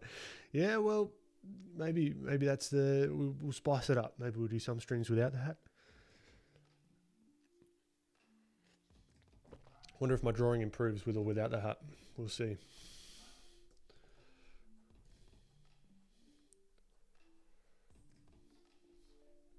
I actually feel more comfortable with the hat on.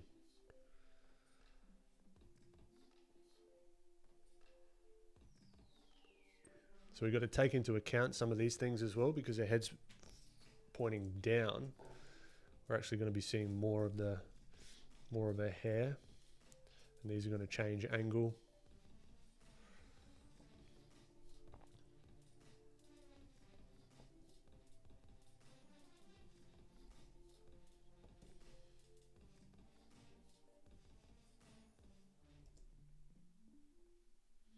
Your eyes need to be a little bit further apart.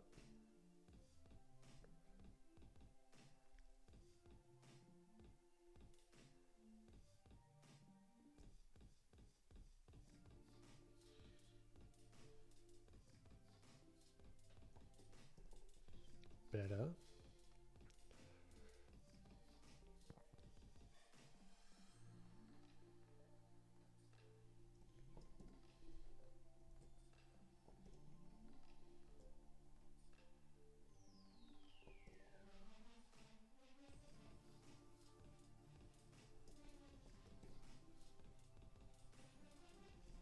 I'm going to see less of her chin. So we've got to take that into account.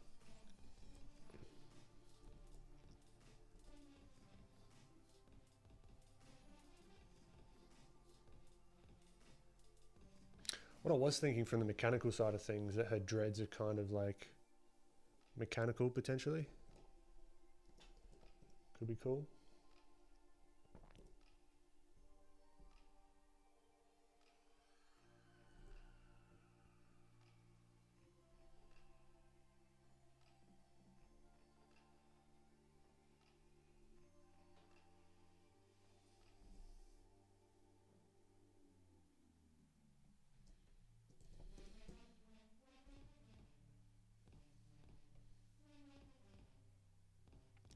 This whole thing should be moved up a tad.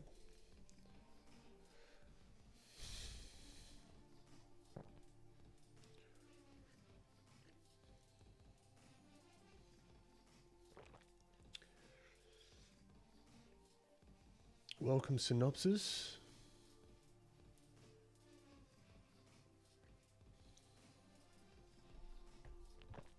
Ahmen. You have great ideas, but you're finding more flaws in your drawing. Well, that's a positive thing in my book, because you're starting to see what can be improved. And then all that is, it just gives you direction on what can be improved, which is awesome. Instead of just sort of shooting in the dark, you can start to be like, all right, cool. Maybe my proportions are a little off, or my noses look funny in certain angles.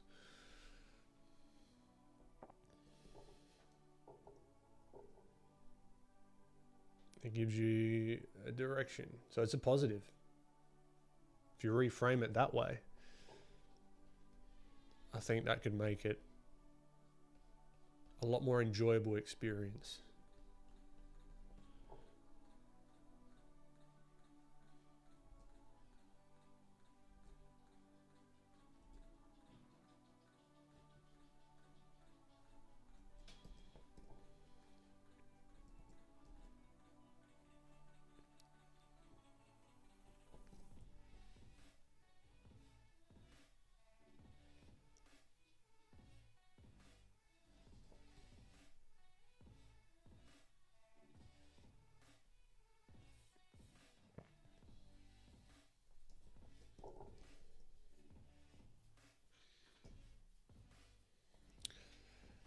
I think you see a bit more of the top of the eyes, so those lids need to come down just a smidge.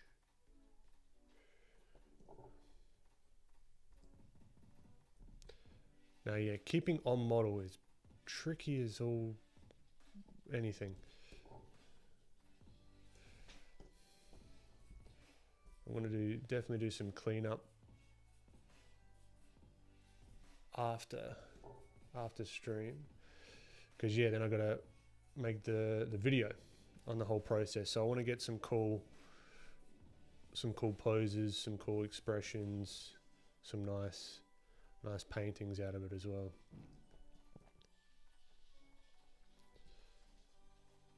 And even some props. I was playing around with like, what props could we use?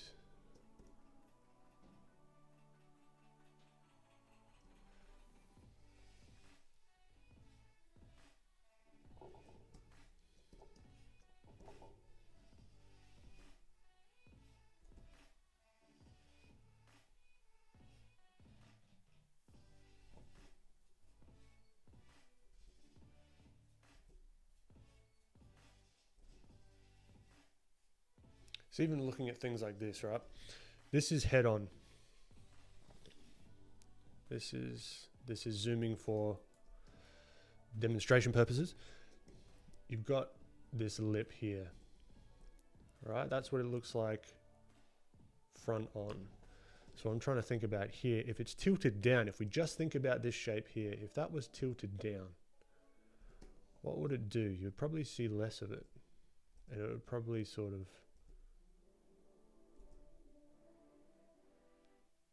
dip down just a little bit more like that. And then this bottom lip, you'd probably actually see more of it. So maybe this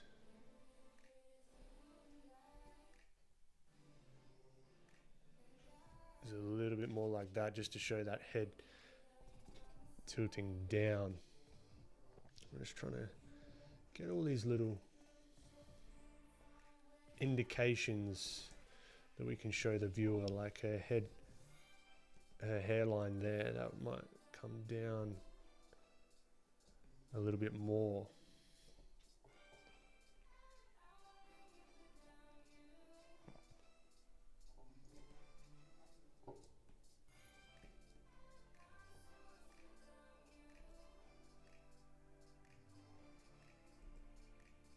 Even the eyebrow, wrapping around that head, so that shape of the head, we can adjust that.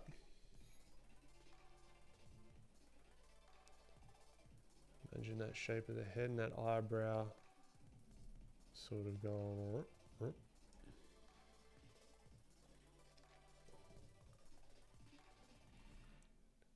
Maybe the nostrils are flared just a little bit.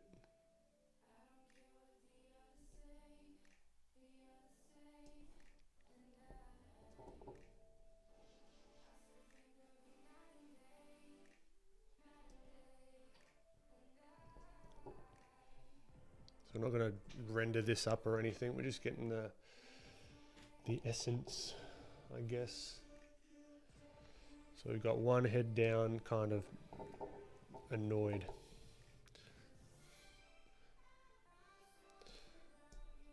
There. What about, this is a cool one.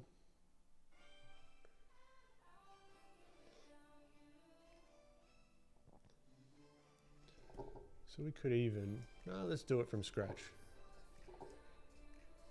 Get the head shape. Get used to drawing a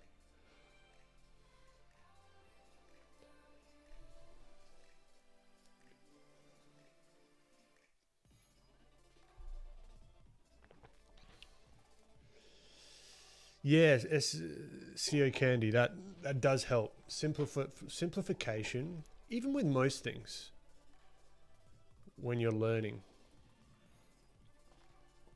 and trying to grasp stuff, going simple first tends to be really beneficial. Now I'm seeing here these eyes could even come down a tad.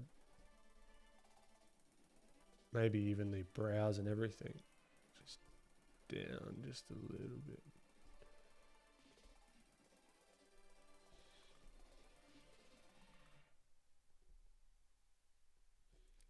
And I think maybe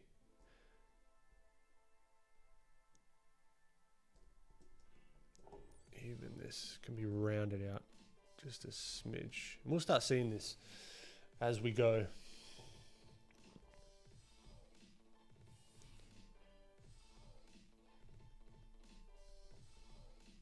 And then we'll start doing some 3/4 ones and get more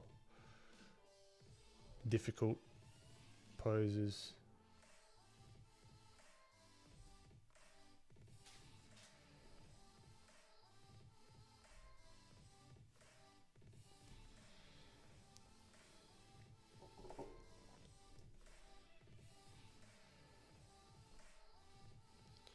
All right, let's find the eyes, the mouth around there, but it's going to be a little bit like this. So that's, I'm kind of thinking just about this at its simplest form.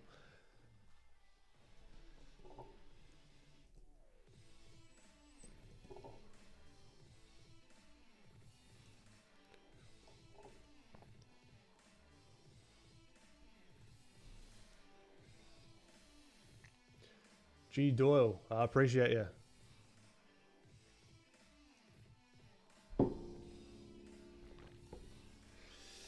Nevin, thank you. Penthusiast, yes. Yeah, actually my parents have got a couple. They recently just picked up a couple. Yeah, gonna have some fun with those 3D printers, I reckon. Travis, that's a good idea. Yeah, like gears and stuff and like glowing bits of, like I was playing around with that here in the hair. Sort of having these is going to be glowing. I like it having white hair as well. I thought that was kind of cool. It could be more metallic.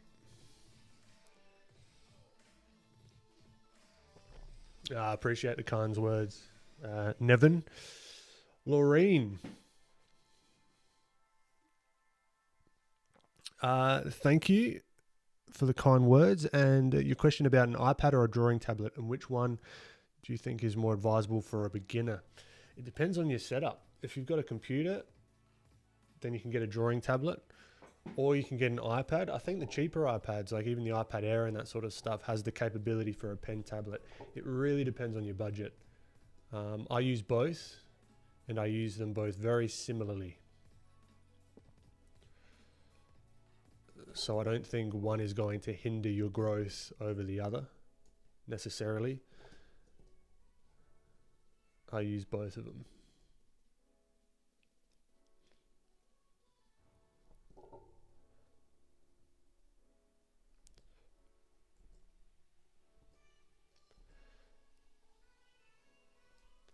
So one trick that I've mentioned a few times on stream with eye direction,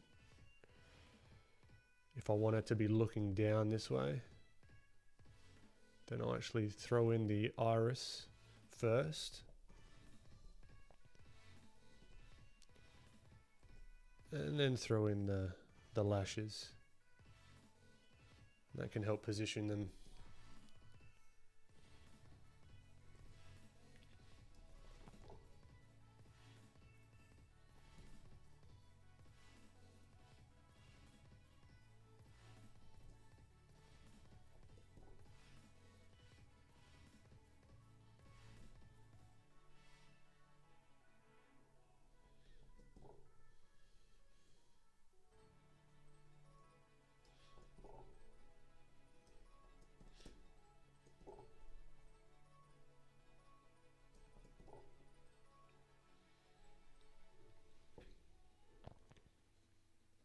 Stray cat mat. Yeah, sometimes I do it without reference.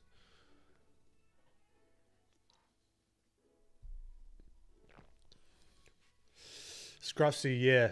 I do want to play with the mechanical side. I reckon if we don't get it in this stream, I'll probably have a play around with it during the week. I want to knock these out maybe in like... Because this is how I'd like to get more YouTube videos out.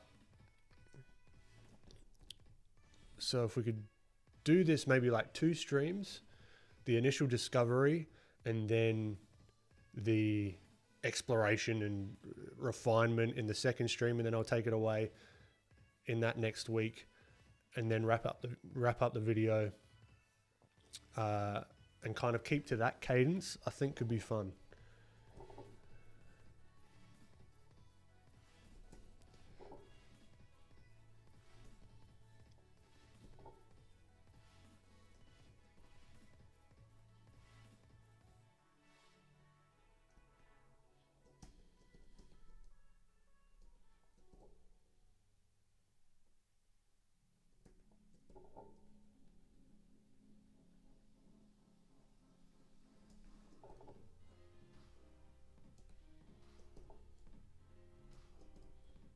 Alright, I want to try a harder or a more difficult pose or expression, sorry.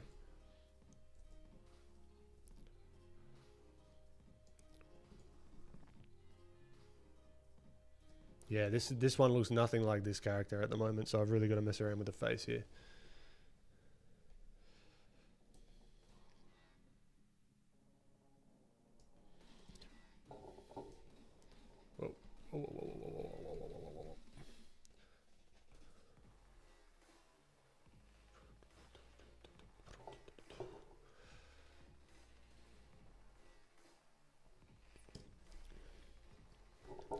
All right, let's have a look. This one is going to be tricky, so let's do it. So she's smiling and laughing, sorry, I should say. These eyes got to be a bit further apart.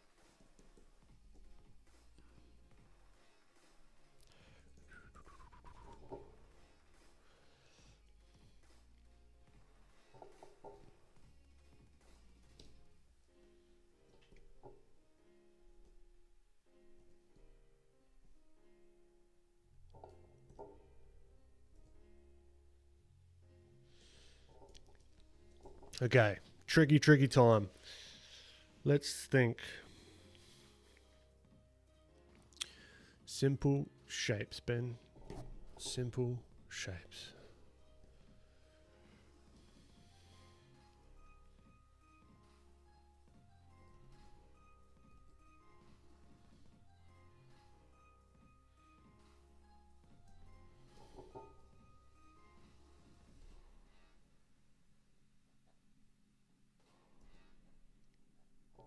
Head tilt. Thinking about the head tilt. What direction is the face going in? Sort of tilted back. How is that connected maybe to the neck?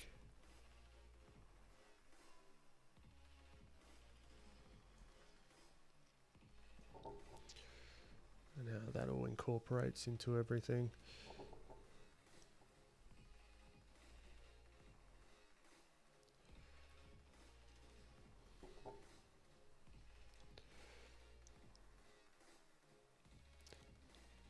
What do I look like? Look like my drawing. I get that a lot. People say that I've got a stylized face. I don't know what that means.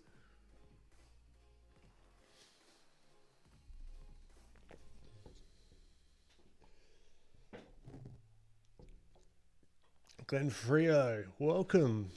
Got an off-topic question. What's my take on AI art? I haven't talked about this in quite a while, but my position on it hasn't really changed.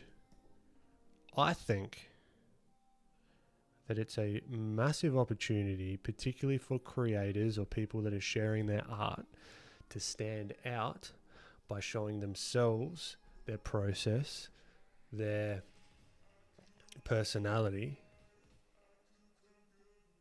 because there's just going to be this wave of just images and that's it.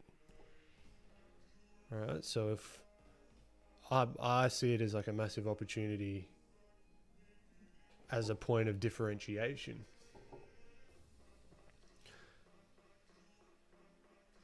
And there's all this legislation going on around it as well, which is interesting. I've heard that some studios aren't touching it, right? They're not even gonna entertain the idea. Some studios are using it. I did watch I'm gonna be posting a newsletter soon where there was actually a really interesting video about an indie game company that was using it a lot in their game, but then it just kind of looked lifeless. Like they didn't like it. They put all the prompts in and all that kind of stuff and made all the assets and that kind of thing. And they just didn't like it. Like they thought it was sick when it first came out and blah, blah, blah, but then it just kind of got like homogenized and yeah, lifeless. So they've gone back to hiring real artists, which is cool, which is interesting in that short amount of time.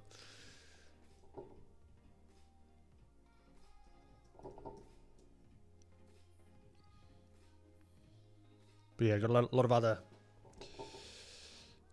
other thoughts with it, but without like a kind of back and forth. It's kind of just me rambling, so I won't go too deep into it.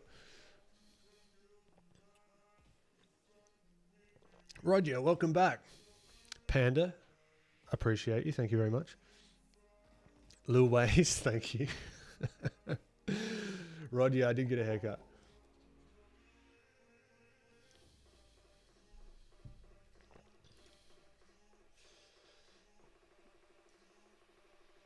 Lil Ways, thank you. Yeah, try and change it up a bit, but I do like the stylized look as well.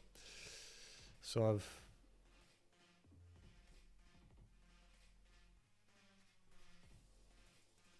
I don't mind that anime look either, but always just trying to explore, always trying to find different ways of stylizing stuff, getting inspiration from others, like. But no, I appreciate it nonetheless.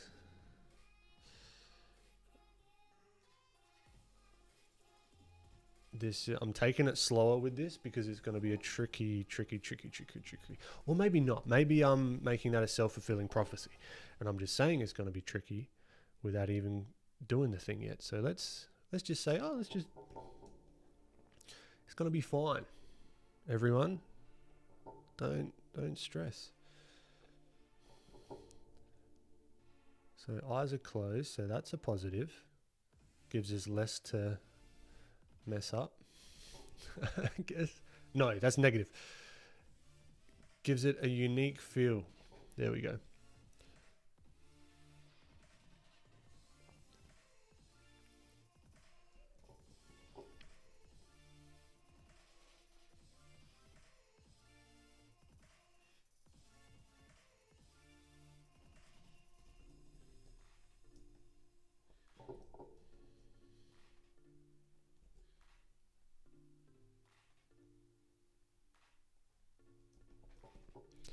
All right, let's think about the teeth. Simple. And this is where we could actually get this next to Tibi Choi and see how she simplifies stuff as well. So we've got both the reference and the style reference and our character reference. So it's just like, whew. We've got all the ammo that we need.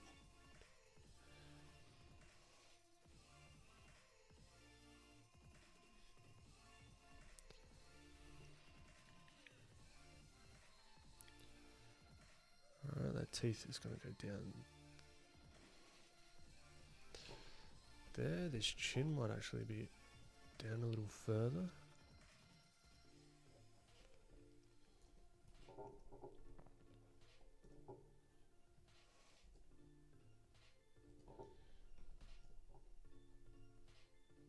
Yeah, it's going to look generic in the beginning, I think.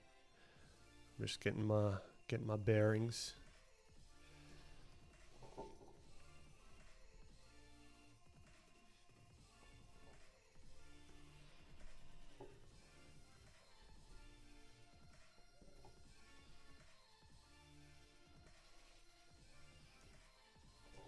And it's not going to look like the character just yet. That is going to be way back. Just looks like she's opening her mouth, which is annoying. But it's all part of it.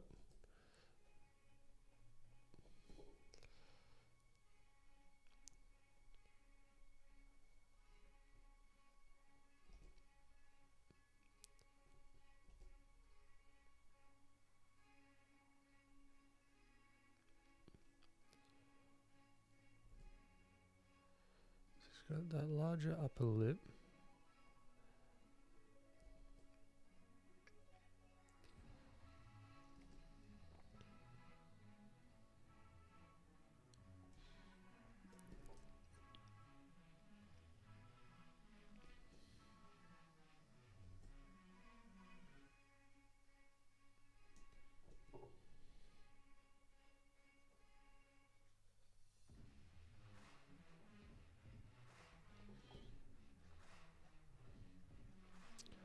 The right lines are in there somewhere.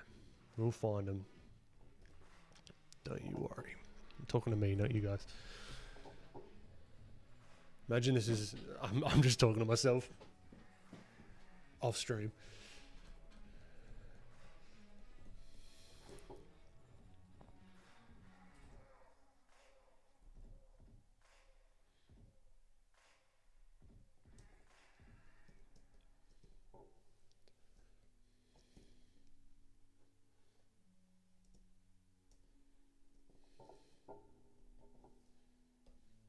Get this on another layer. No. Scale it down.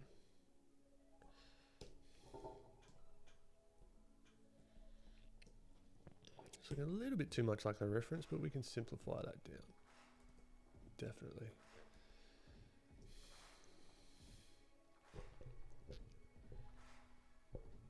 Cameron Marks, yeah. Love his work.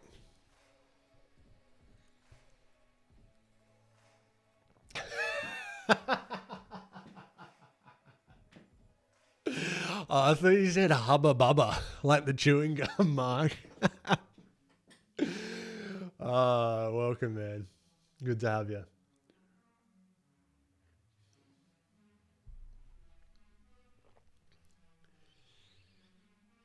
Glenn, yeah, my pleasure. Nick Art, good morning.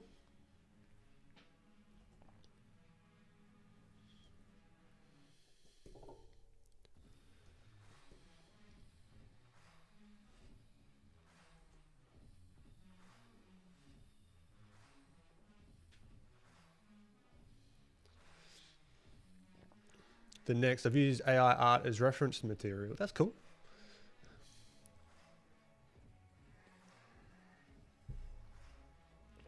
Rod, yeah. Style is, I don't know, for me, style is something that comes through experimentation and study. And it's not like you can focus on style, right? But I feel like it comes through a genuine interest in people's work that you really admire. And then mixing that with other people's work that you really admire.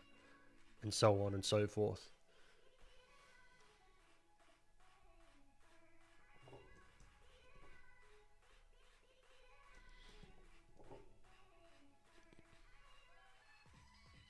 because my style's got to evolve.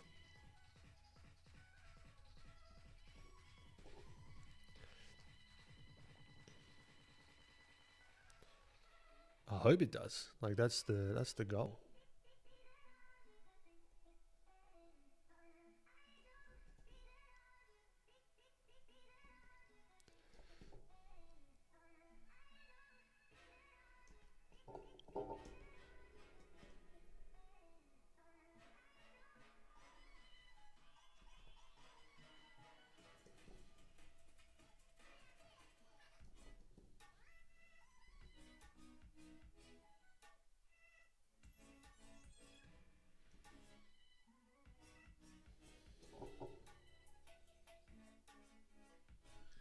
One thing to look out for as well, which I always get caught up on, is this chin.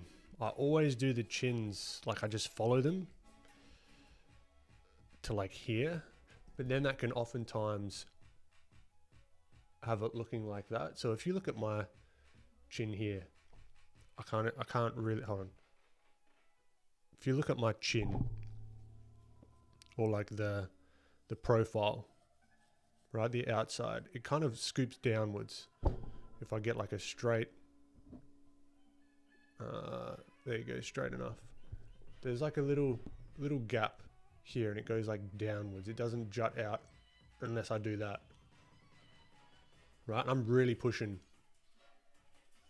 to get that kind of straight. And then if I smile, see how that really dips in? But if I smile and then put my chin forward, it kind of looks a bit weird. So making sure that I get this scooping backwards has been a huge help. It's one of those things that have just like, I've noticed that I've had to edit and go over again and again and again. And it's finally started to click a little bit.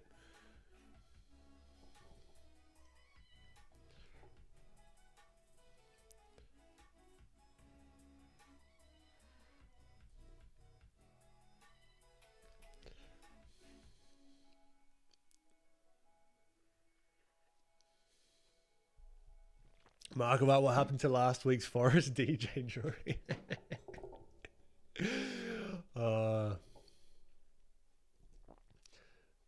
That's a cool. That was funny.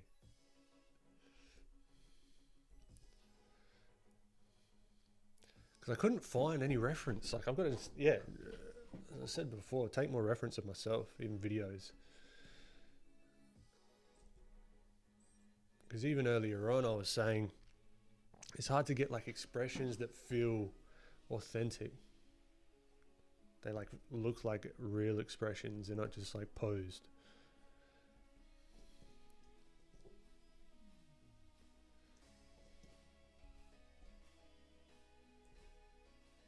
Maybe the nostrils stretch a little bit because the nose does move.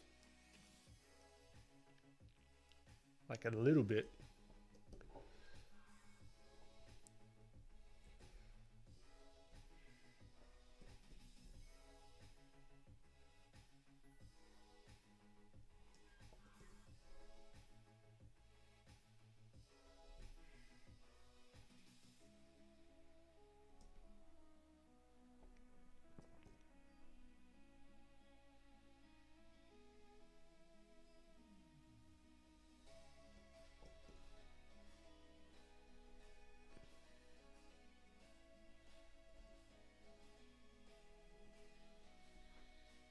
All right, maybe it's time to knock it back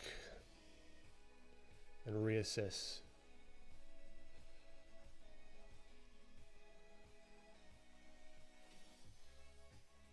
So it's not quite getting the vibe I'm after. Not yet, anyway. You do want to keep true to this kind of character here, so everything's quite rounded when it comes to the chin.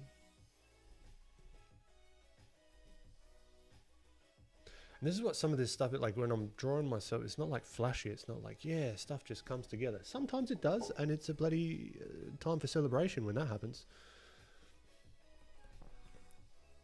But it's a lot of iteration.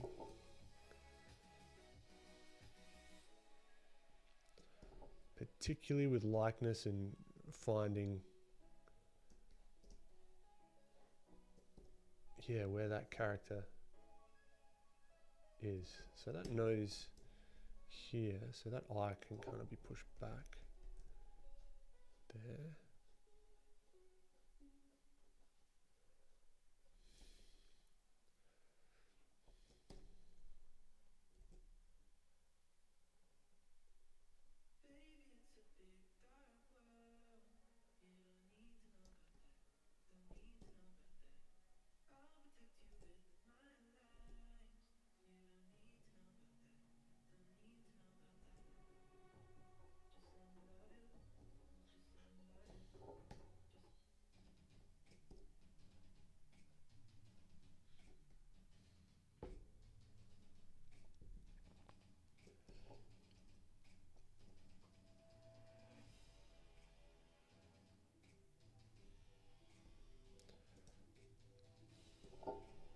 Alright, this we're going to need to push.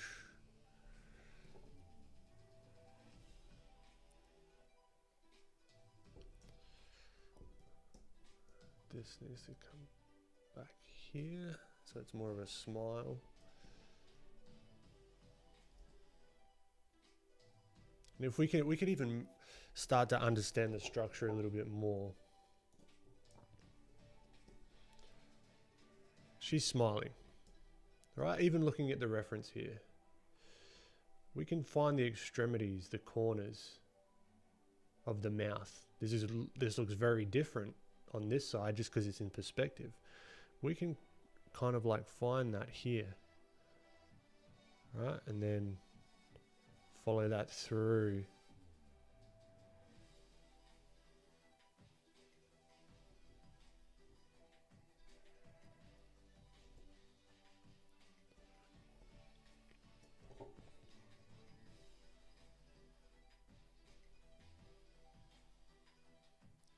Right, understand the center line. Now I don't want this to be a final finish kind of thing. I do just want to get the essence again. So I want to do a few of these. Let's just block these teeth out just as their own, just as like a block of teeth, like that. Alright, and then that's going to have that bottom teeth down there. This is going to be there, that lip.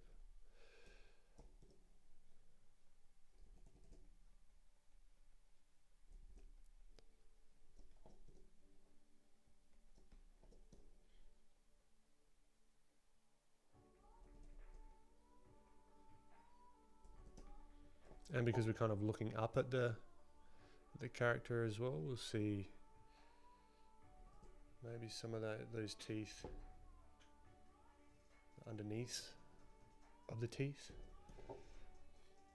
And this is where mouths can get really tricky.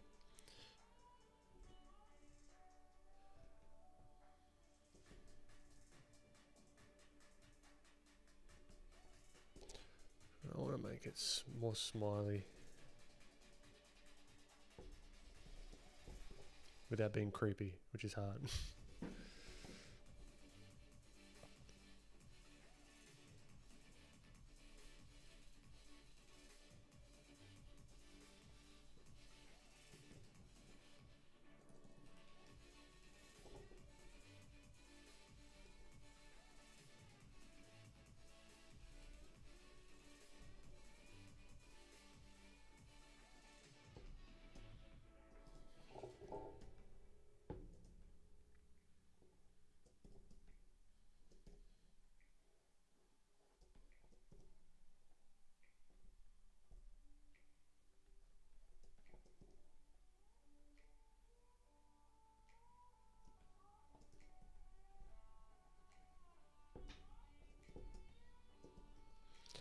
I think this jaw could even be back a little further, round out this chin.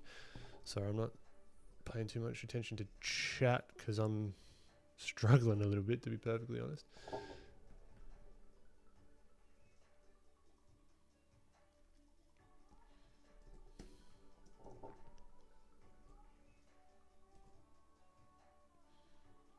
Yeah, this needs some work. This needs a lot of loving care. Then you have the dreads coming down here, the neck.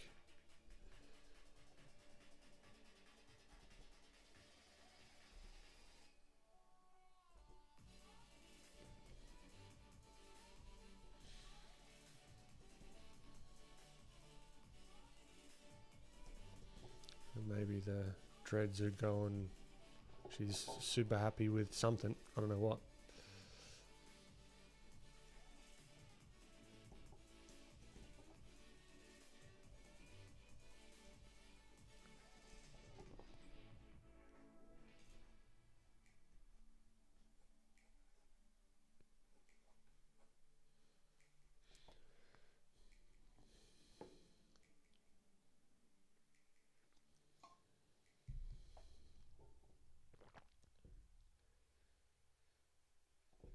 I mean, yeah, definitely going to be doing more sculptures like that. 1000%. I might even do a sculpture of her, of this lady.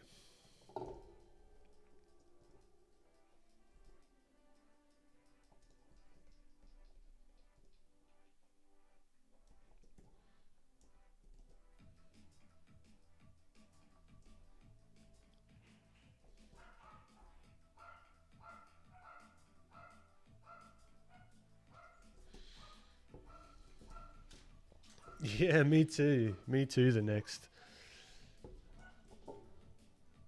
I think it's a balance of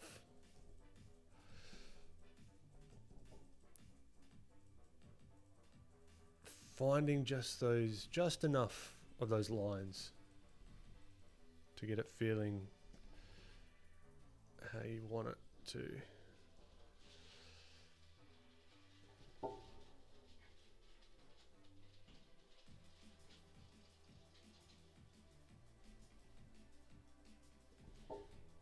And she's got a tattoo kind of stuff going on there. All right, I reckon I'll leave that one there. Just for now. That was a challenge. She's looking at it like, I don't know.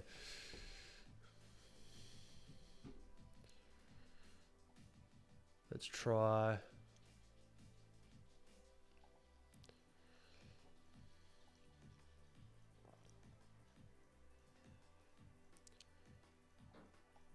Let's try like intense sadness.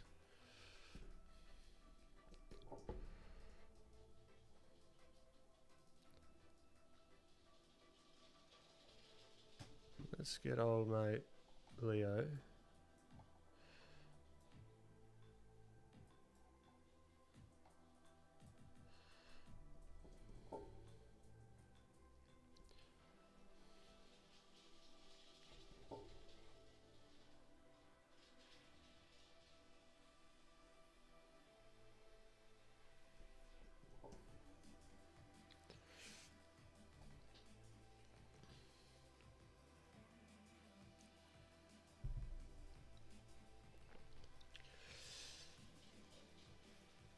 Artistic, the proportions of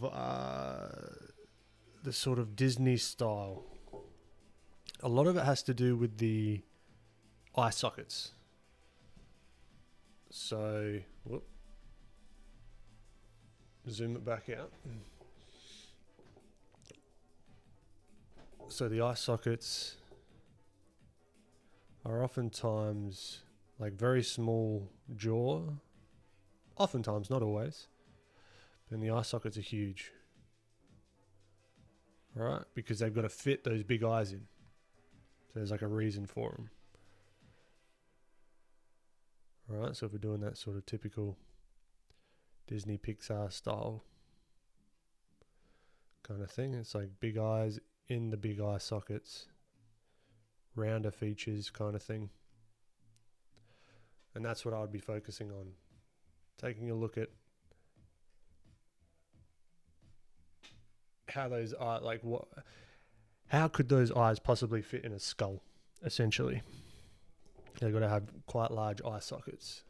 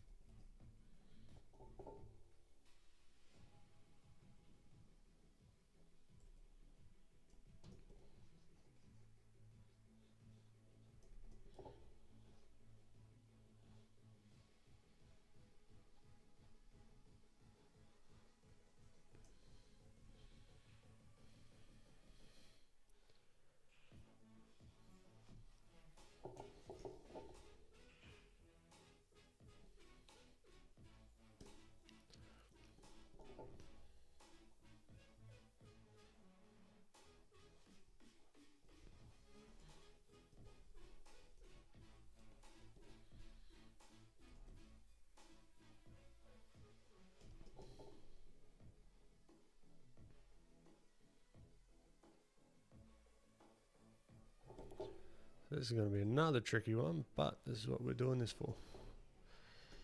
Being pushed.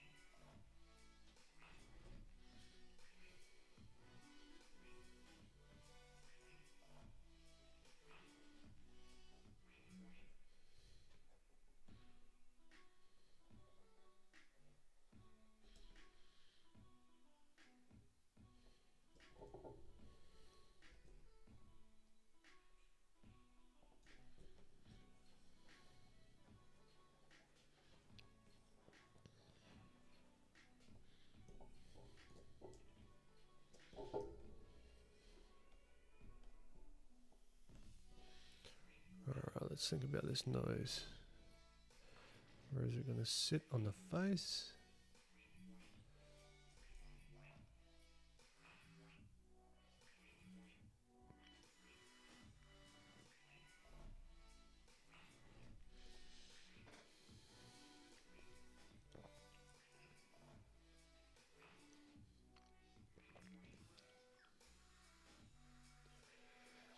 Artistic, one way to do it, if you're getting too caught up in your lines, is just doing what I'm doing here, where you sort of knock it back, erase a fair amount of the lines, and then see if you can pick the ones that make the most sense.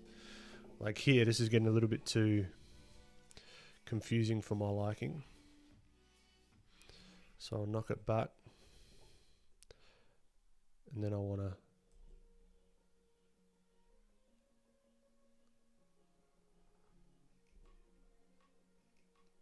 try and find the correct lines, or the lines that make the most sense.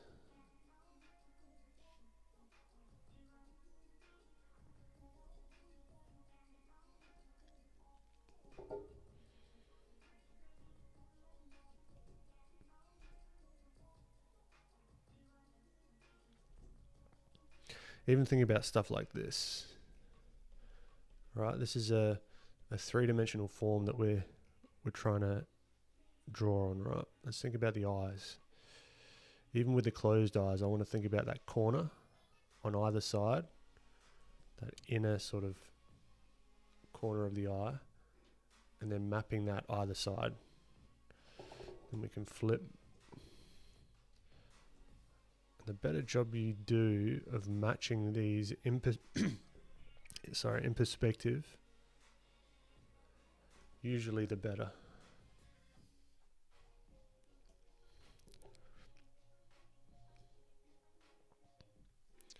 Now it looks like she's singing, so I don't want that. I want it to be really like intense.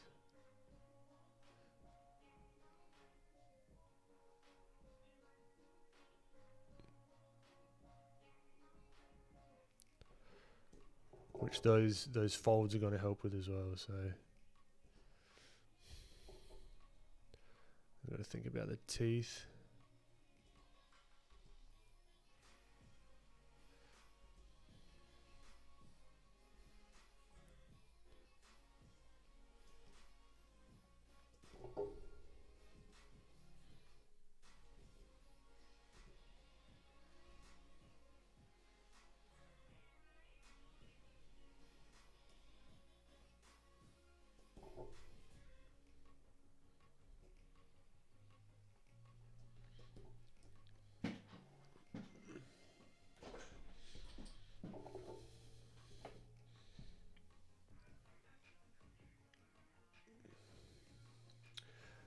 Roger, which one do I think is more intuitive, digital or traditional sculpting?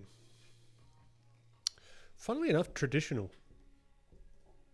I feel more comfortable with, but the changes, you can make changes faster with digital, but traditional, there's something about it.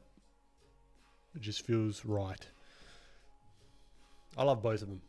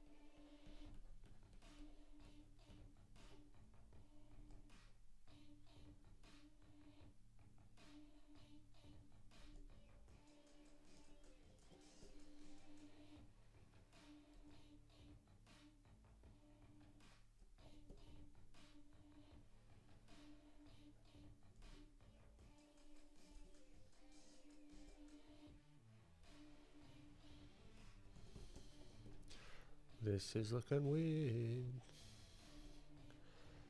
That's all right. We'll get there.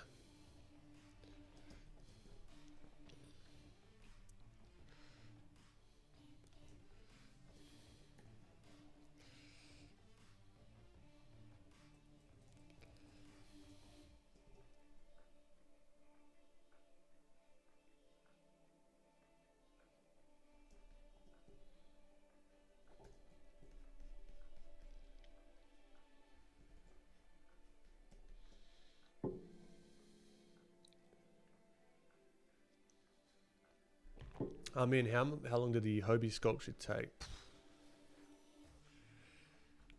Maybe like 10 to 20 hours, something like that.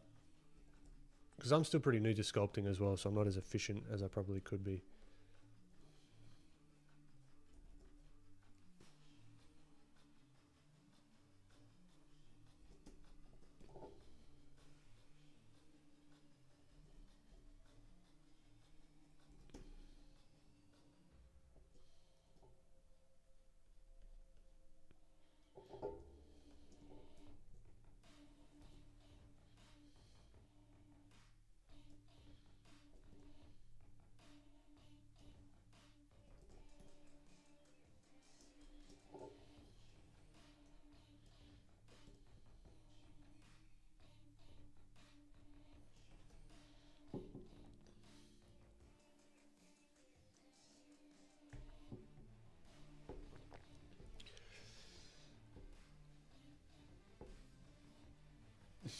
Travis, nice one. Yeah, his acting's phenomenal. It's why I reckon even grabbing reference from film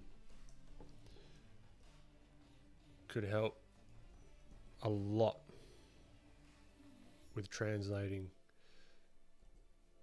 some of your ideas or some of the expressions into your characters, because they're just more authentic. I'm not saying that some references aren't. Some of them are great.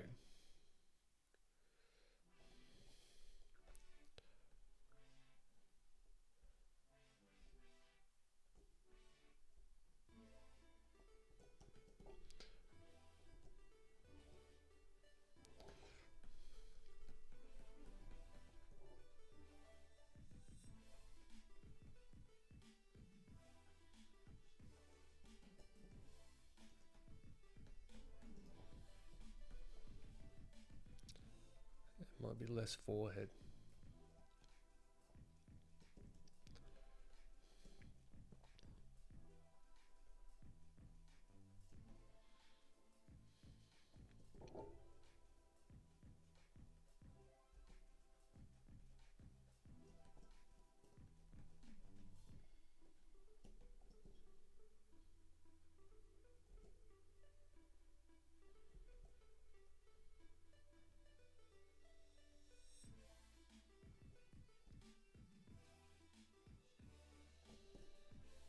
Getting there. Not perfect, but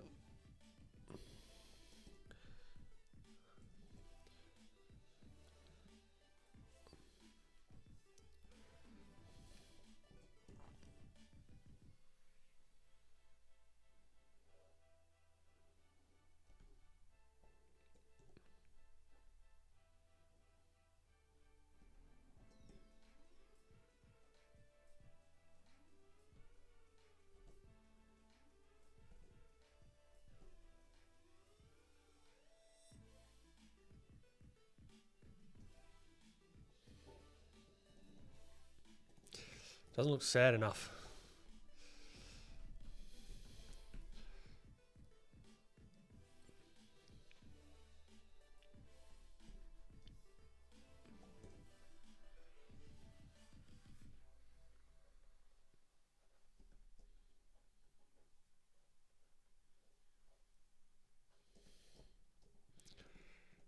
I'm going to need to go back and really see, because this doesn't match the character very much.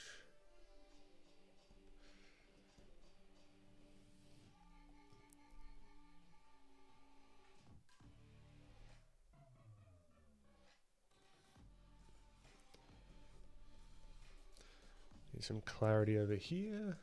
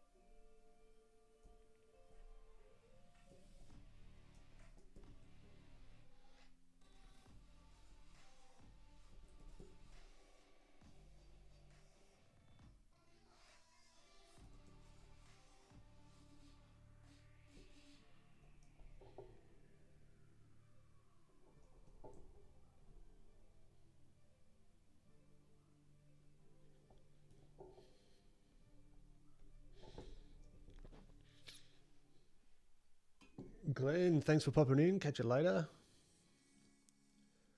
When you hit your toes on the table, yeah. When you step on a Lego brick.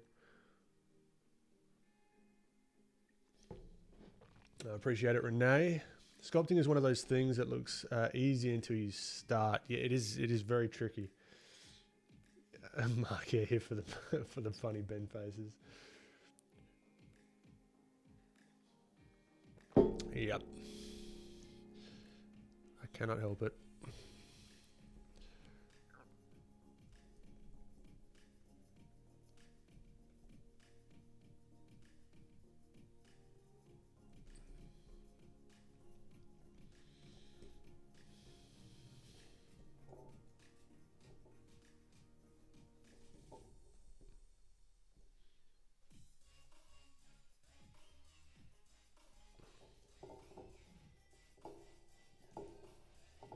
Let's knock it back. Whoop.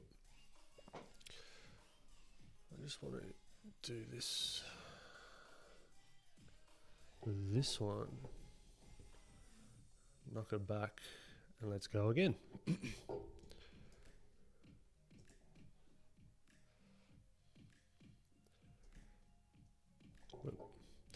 And now we can start to think about some of the TV Troy stuff.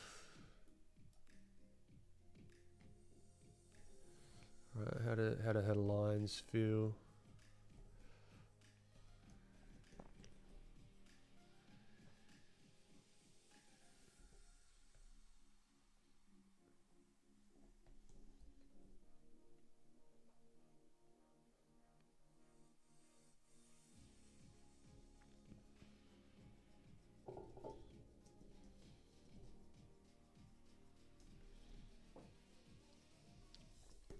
My pleasure, artistic.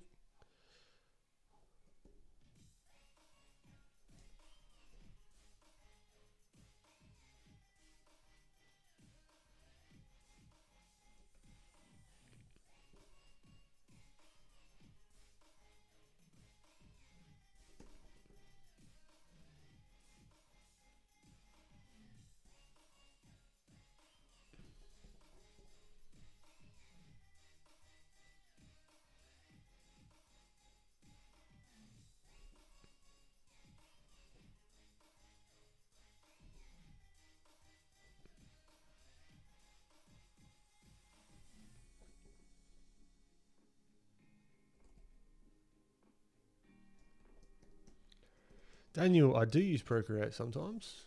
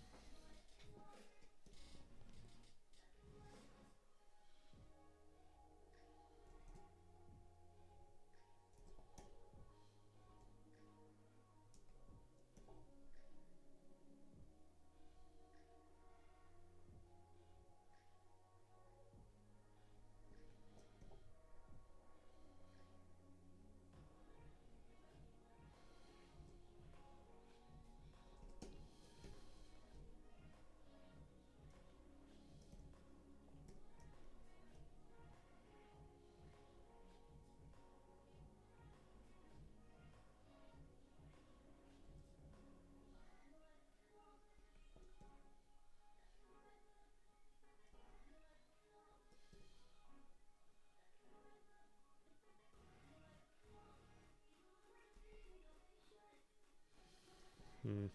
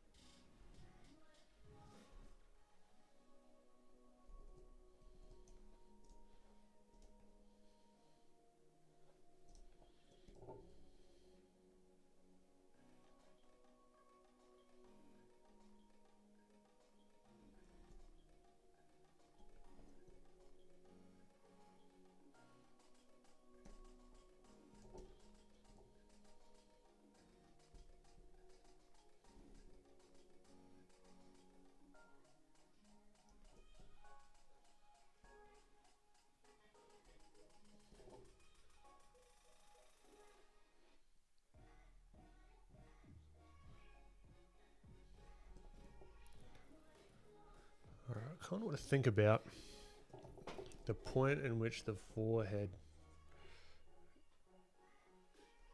tips back into space, because we are kind of looking up at the character.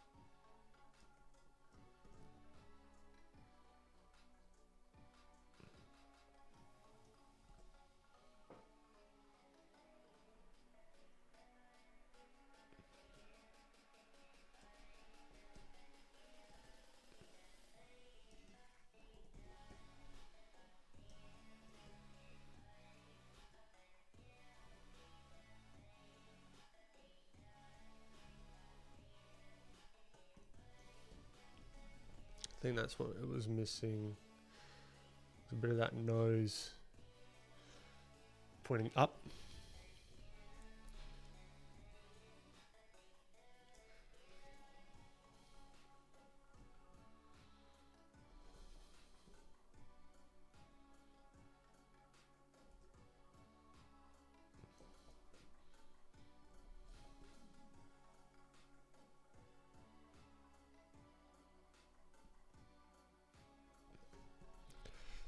Be less of that top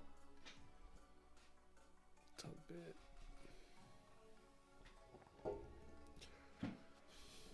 Not terrible, not great, but not terrible. It's starting to get the vibe there.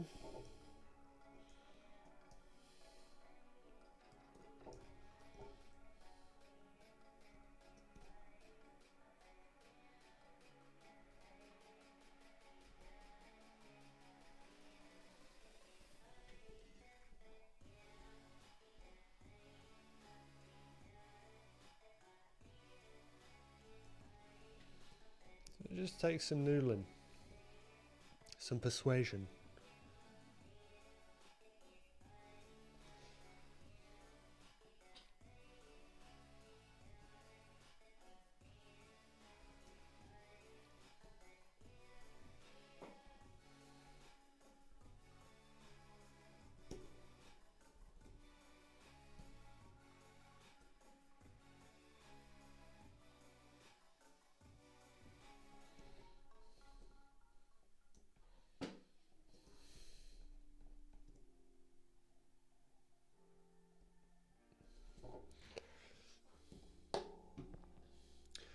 Daniel, at this point, do I still check the main reference or not really? Quite like I could go back and forth to see if like there's something missing, but the thing is, this is like Leonardo's face shape, right? So we've got to really, this is when we want to think about what's going on. Why does he look upset? And then kind of translate that onto our own kind of character. Because if I just drew his mouth shape exactly, then it's going to look like Leonardo's mouth shape on her, right? Which is not what I'm after. And the head angles are tiny little bit different as well. And her lips are all different. So we really just want to understand why. Like maybe this is a little bit wider around, which could make a little bit more sense.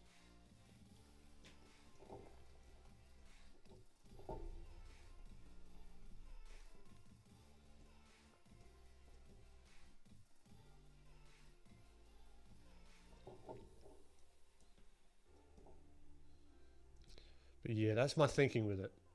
Whether that's right or wrong, fucked if I know, but that's what I'm thinking about. Nah, Travis, those T-lines. Yeah. T-lines. Save my butt.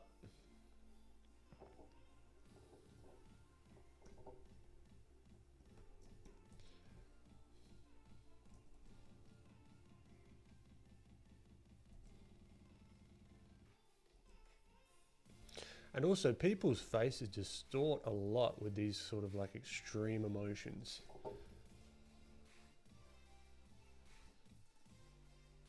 Like if you, without the hair and without the context here, I think if you like cut just that face out, I think it might be hard pressed to see who it is quickly. Like to be like, yep, that's Leonardo DiCaprio.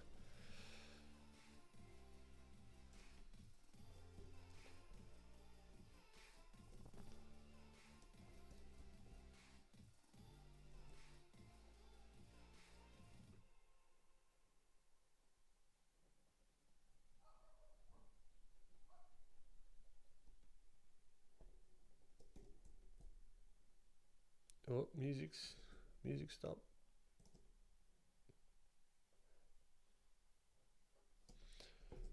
All right, I think that's a good.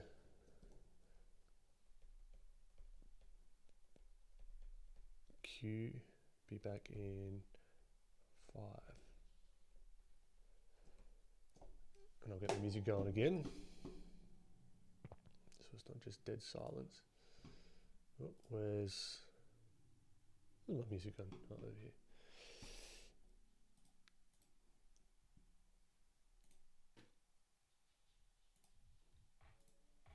All right.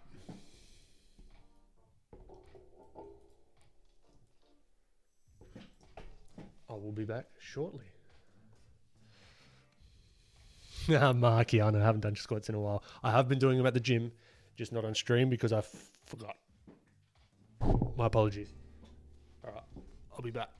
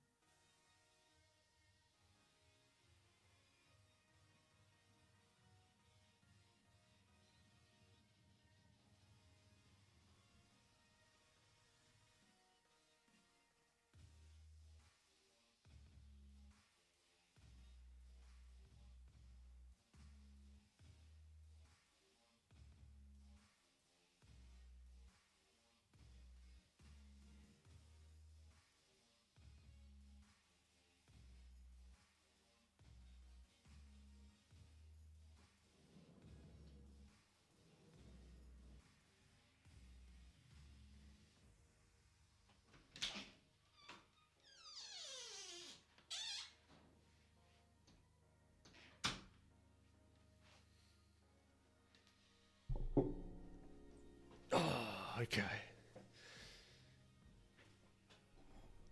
We're back. We're refreshed. We got more coffee. And away we go.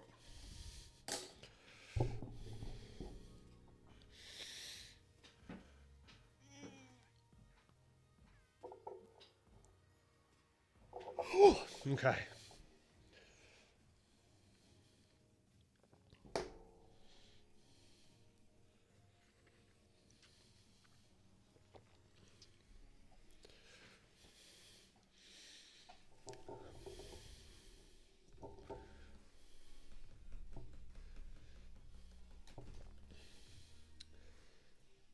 Something else, I suppose, because he looks more sad than upset. Yeah, that's a good point as well. So looking for those creases.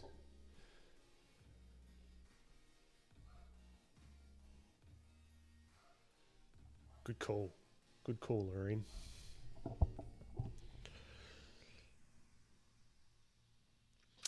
Yeah, the next. Yeah, you got to trust the process. Because where we were with it, I mean, that's after a few iterations. And that's not even, that's nowhere near that. This has more volume and it feels more solid. And then we can go again.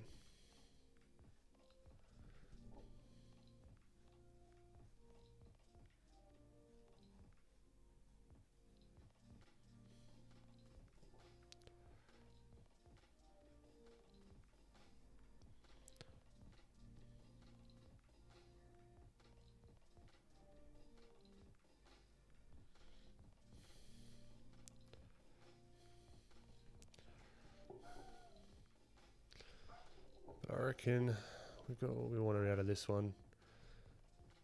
And I'm going to come back and refine these probably off stream. This is cool. This is fun. I am enjoy. So we got another one here. That's like super sad. We got any 3/4? Maybe something with hands there. That could be interesting. And difficult.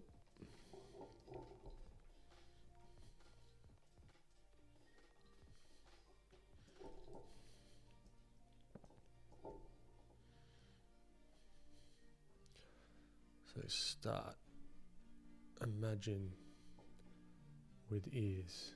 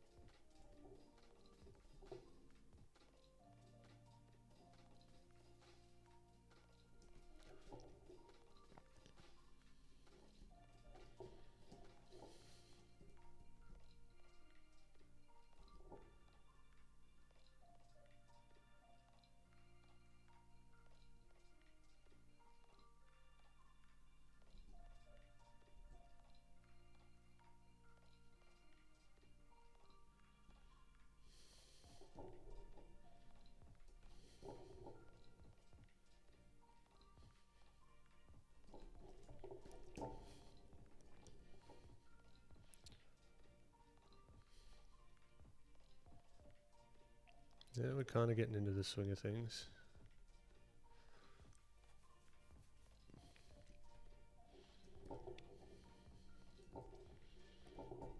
It's kind of like a point in the drawing sessions. I find that stuff starts to just click a little bit.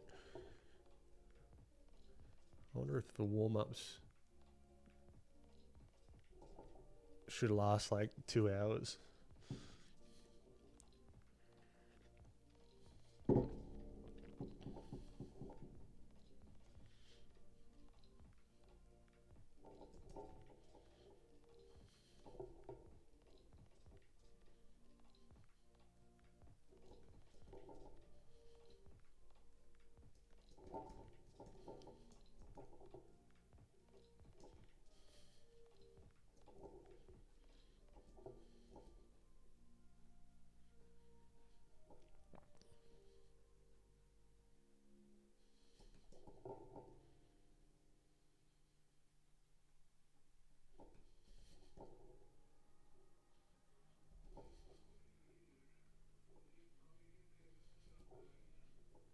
Yeah, just like with everything else, the hands, simple. Simplify them as much as humanly possible, while still making them look like hands. Even merging some of the fingers together just in the beginning.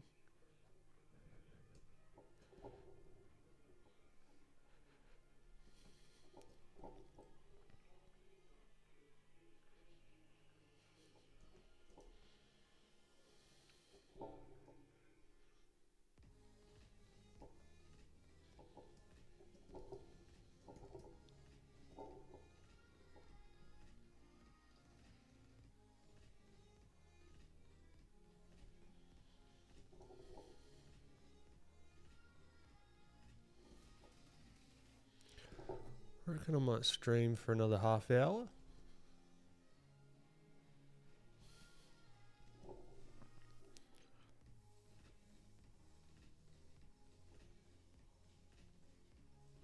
See if we can knock out a couple more expressions. Catch you later the next. Appreciate you popping in.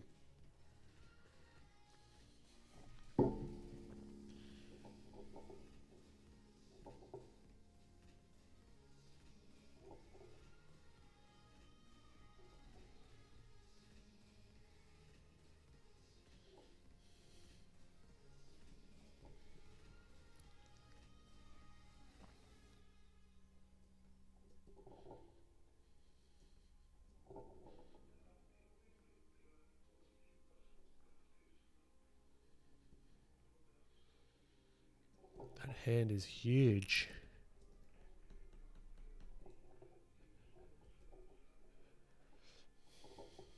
She's like, oh my God, look how big my hands are.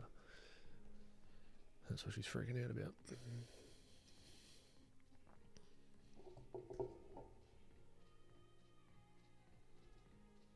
Better.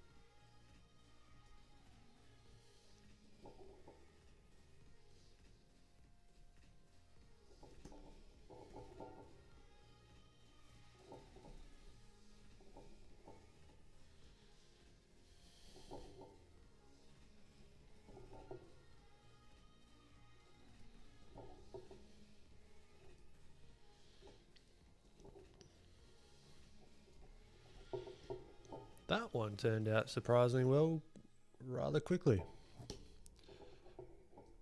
Just like the essence of it. Not finished, but it's, I can see how it could be finished pretty quickly. Very nice. Okay. Next expression. anger.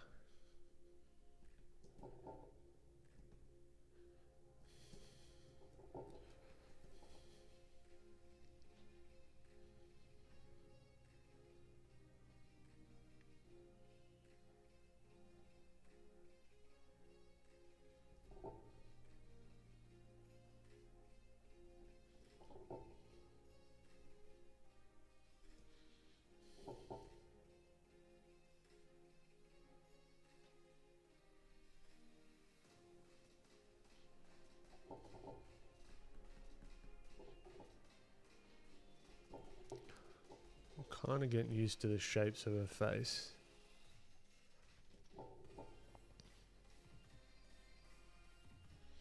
Now when the mouth opens, that jaw is going to come down.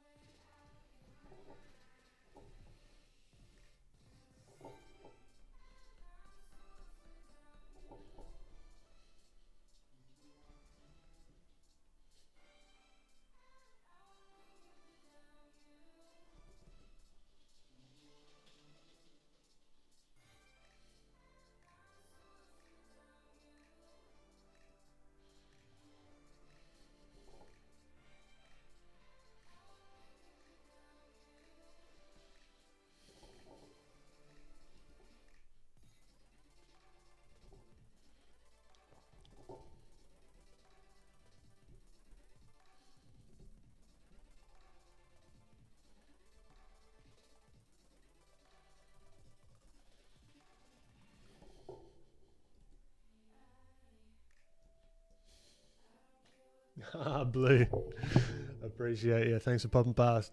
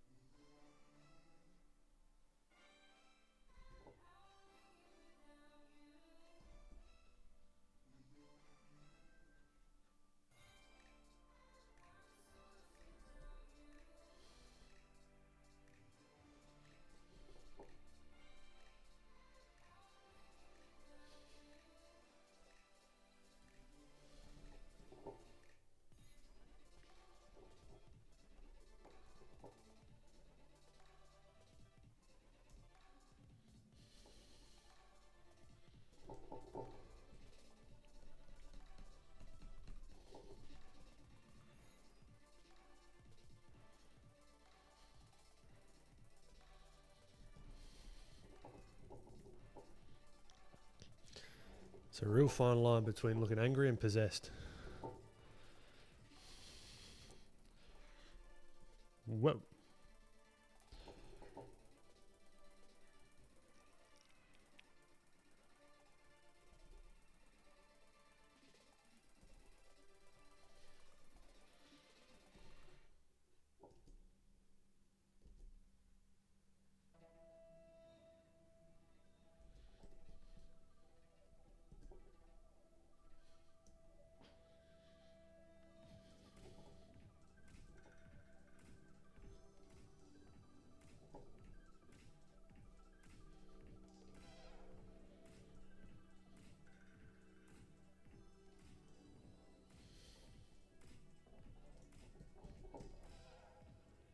Appreciate it, Blissful.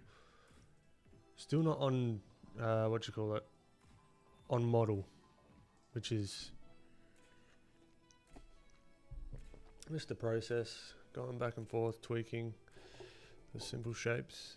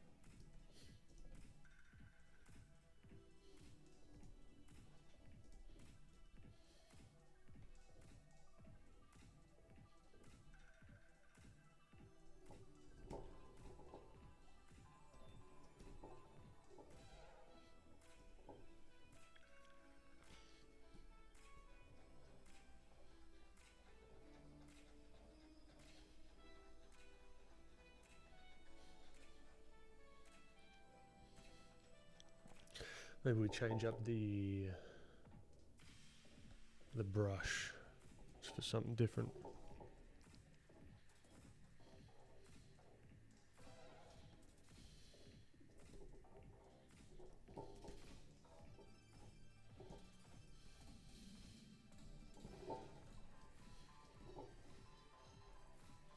We go back to Tibi Choi, or even Shi and Kim.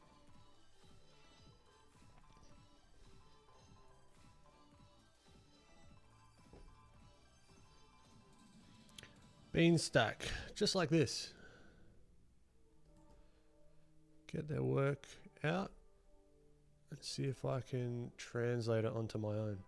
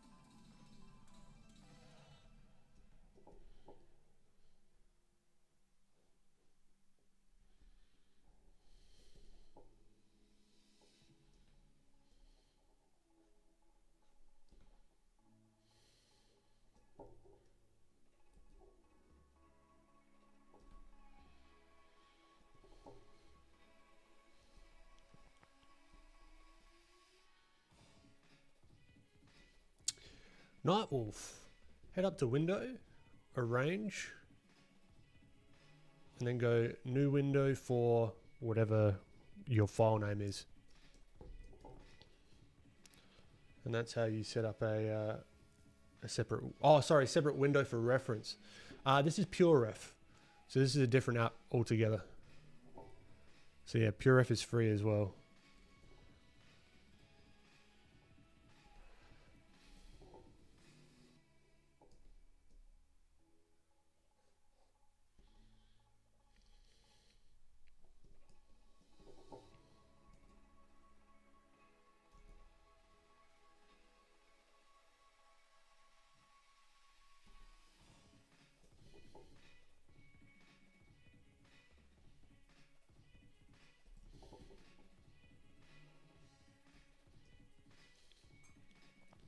Yeah, Sun Gun's still going. Not for much longer though. I reckon I might just finish off this one.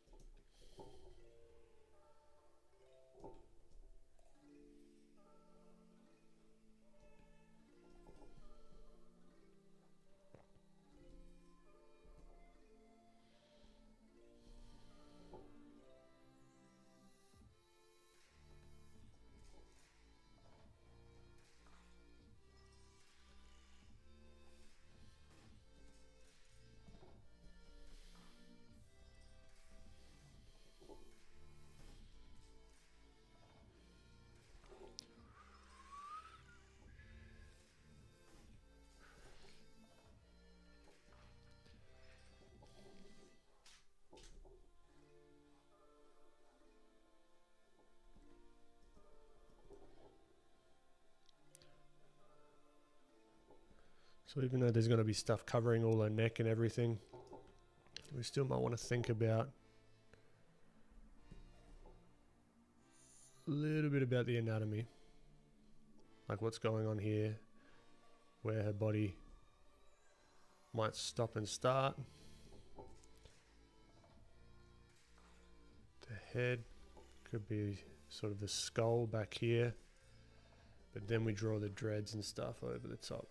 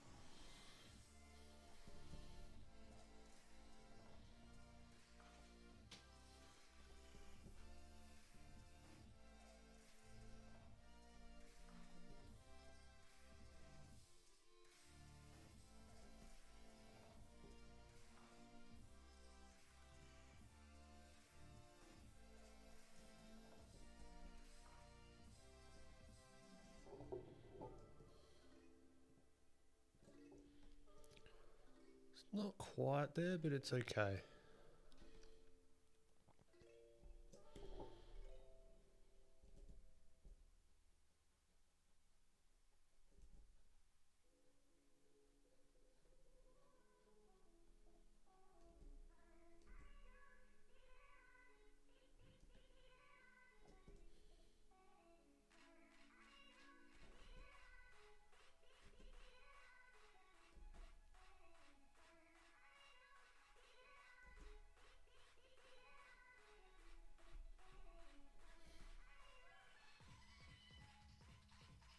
Yeah, it's kind of cool.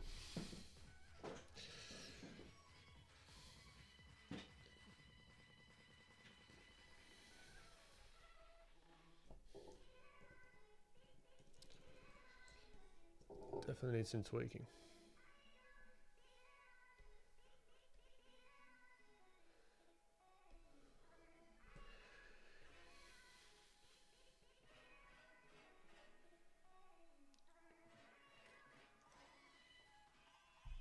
Uncharted reactors. You want to learn the Australian accent? There's one. I think. What's his name? Theo Von. I was listening to one of his podcasts.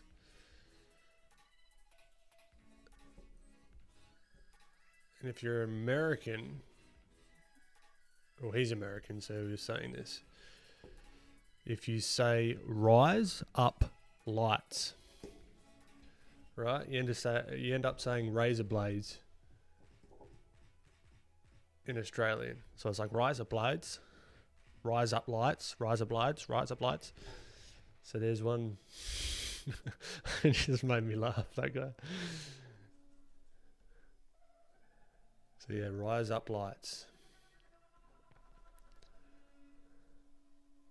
Yeah, Indian, okay, so rise up lights. I don't know what. You say yeah, nah. Start with that, yeah, nah.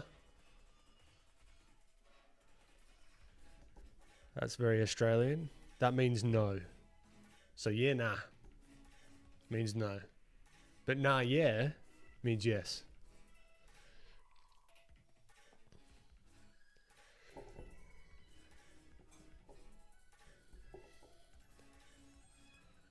So this is, you want to go down the shop? Nah, yeah, let's go. Well, you want to go down the shop? Yeah, nah. Very Australian.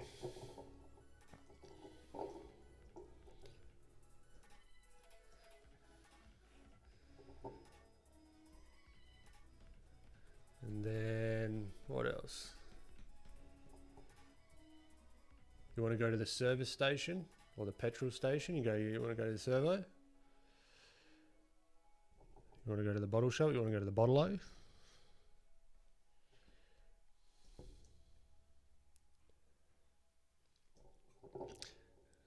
Mark, that's it. She's very angry about how much work she's got to do because people keep messing around with the bloody forest. I don't have a good explanation for you, to be perfectly honest.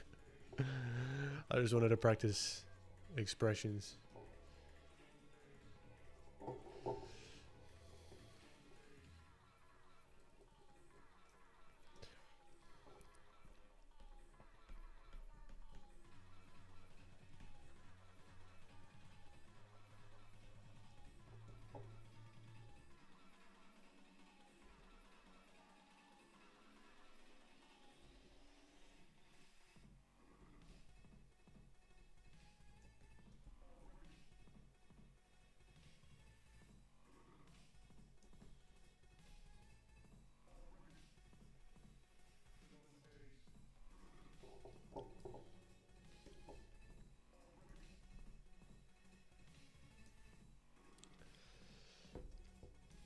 Beanstalk. I've never made a comic, no. Not opposed to it, just never spent the time.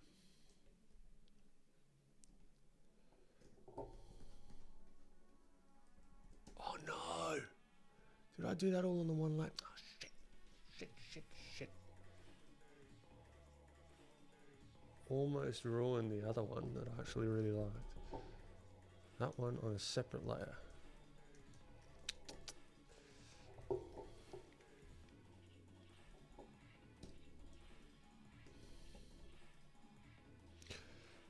The dreads remind me very much of Aloy from Horizon Zero Dawn.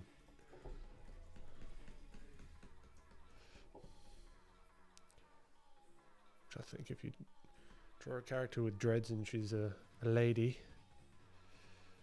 that's going to come to mind, definitely.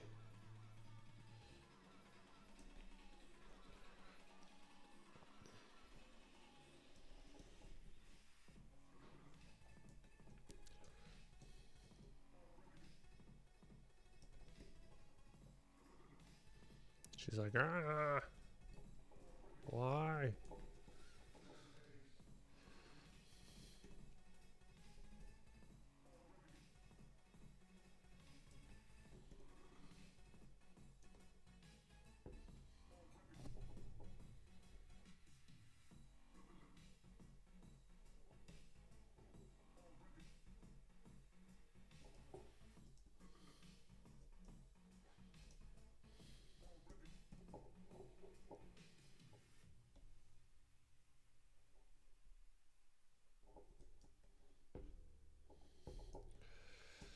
Then maybe let's just do a quick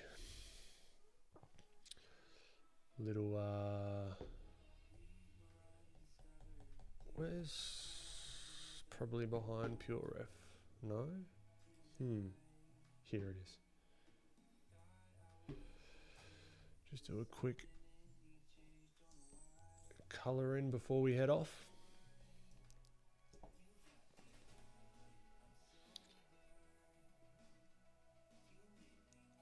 Smeezy, Aussies love adding... Ooh.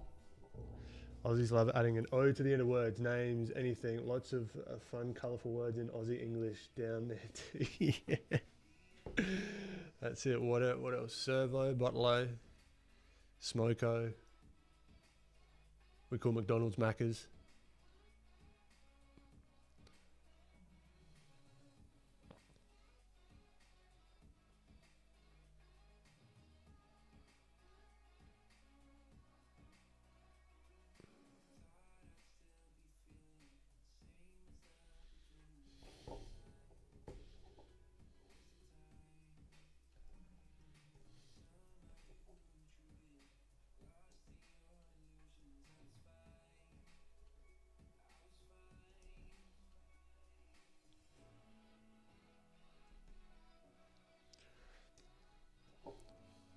Yeah, nah, yeah. That's it. Am I having a good stream? Nah, yeah. This is a great one. Uncharted reactors. Do I ever use mental canvas? That rings a bell. I might have in the past. Not recently, though.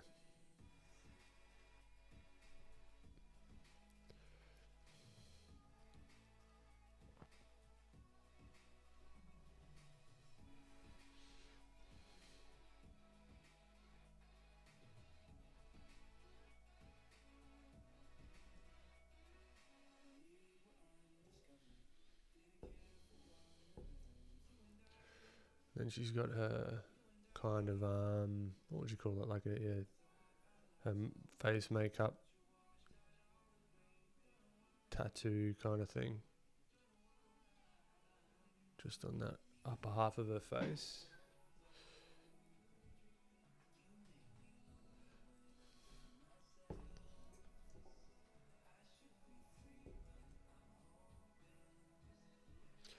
Just a little bit of that colour on there adds a lot.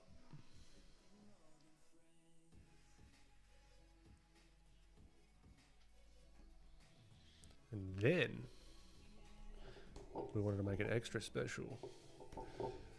We just add a little bit of noise.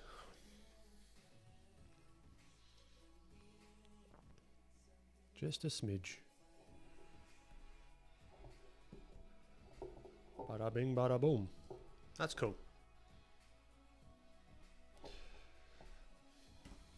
So, little recap. Doesn't feel like a whole lot of progress, but I think it was. We got some expression tests done, just getting better at expressions. We did some warm-ups. We used some reference. And you can see as I started to get warmer and more into it, you get something more like this, right?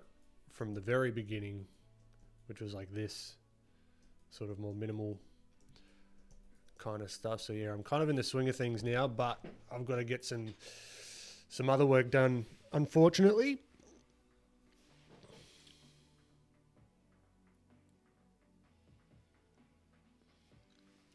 But I'll catch up with chat before I head off.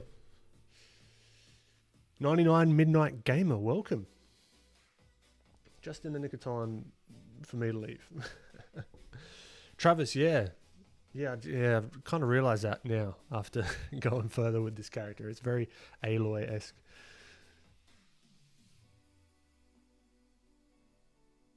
Oh, SIAG, thank you. No, that means a lot. Thank you, 99 Midnight Gamer. Thunguns, you're trying to draw me. Well, I got to be built different.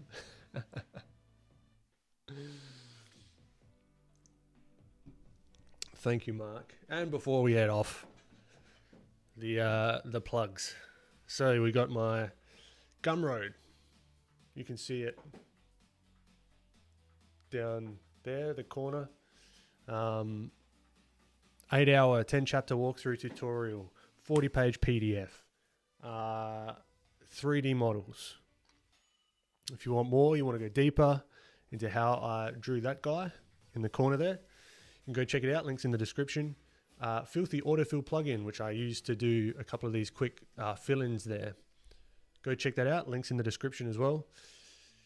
Podcast, Make Now, Think Later, where I talk about content creation, the business behind this sort of stuff, sharing my thoughts, numbers, what's coming up kind of thing. So if you want to learn a little bit about sort of the content creation side of things, I'm sharing a lot over there. You can find that link in the description. benedlin.com, you can find it all there. YouTube, Instagram, you know the deal. You're smart people. You know where to find me if you need to find me. I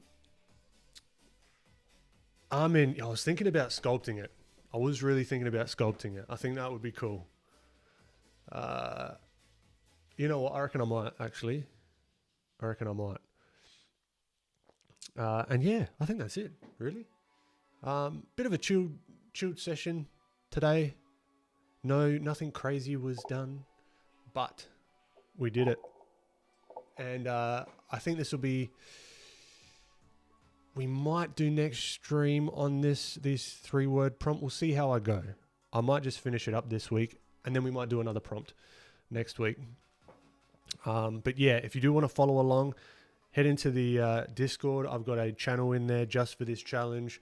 Put your work in there, and you might make it into the YouTube video. So yeah. So what does nah means? Black ghost, that means no. All right. Catch you later, everyone. Have a great rest of your day, night, evening, morning, wherever you are. And I'll catch you in the next one.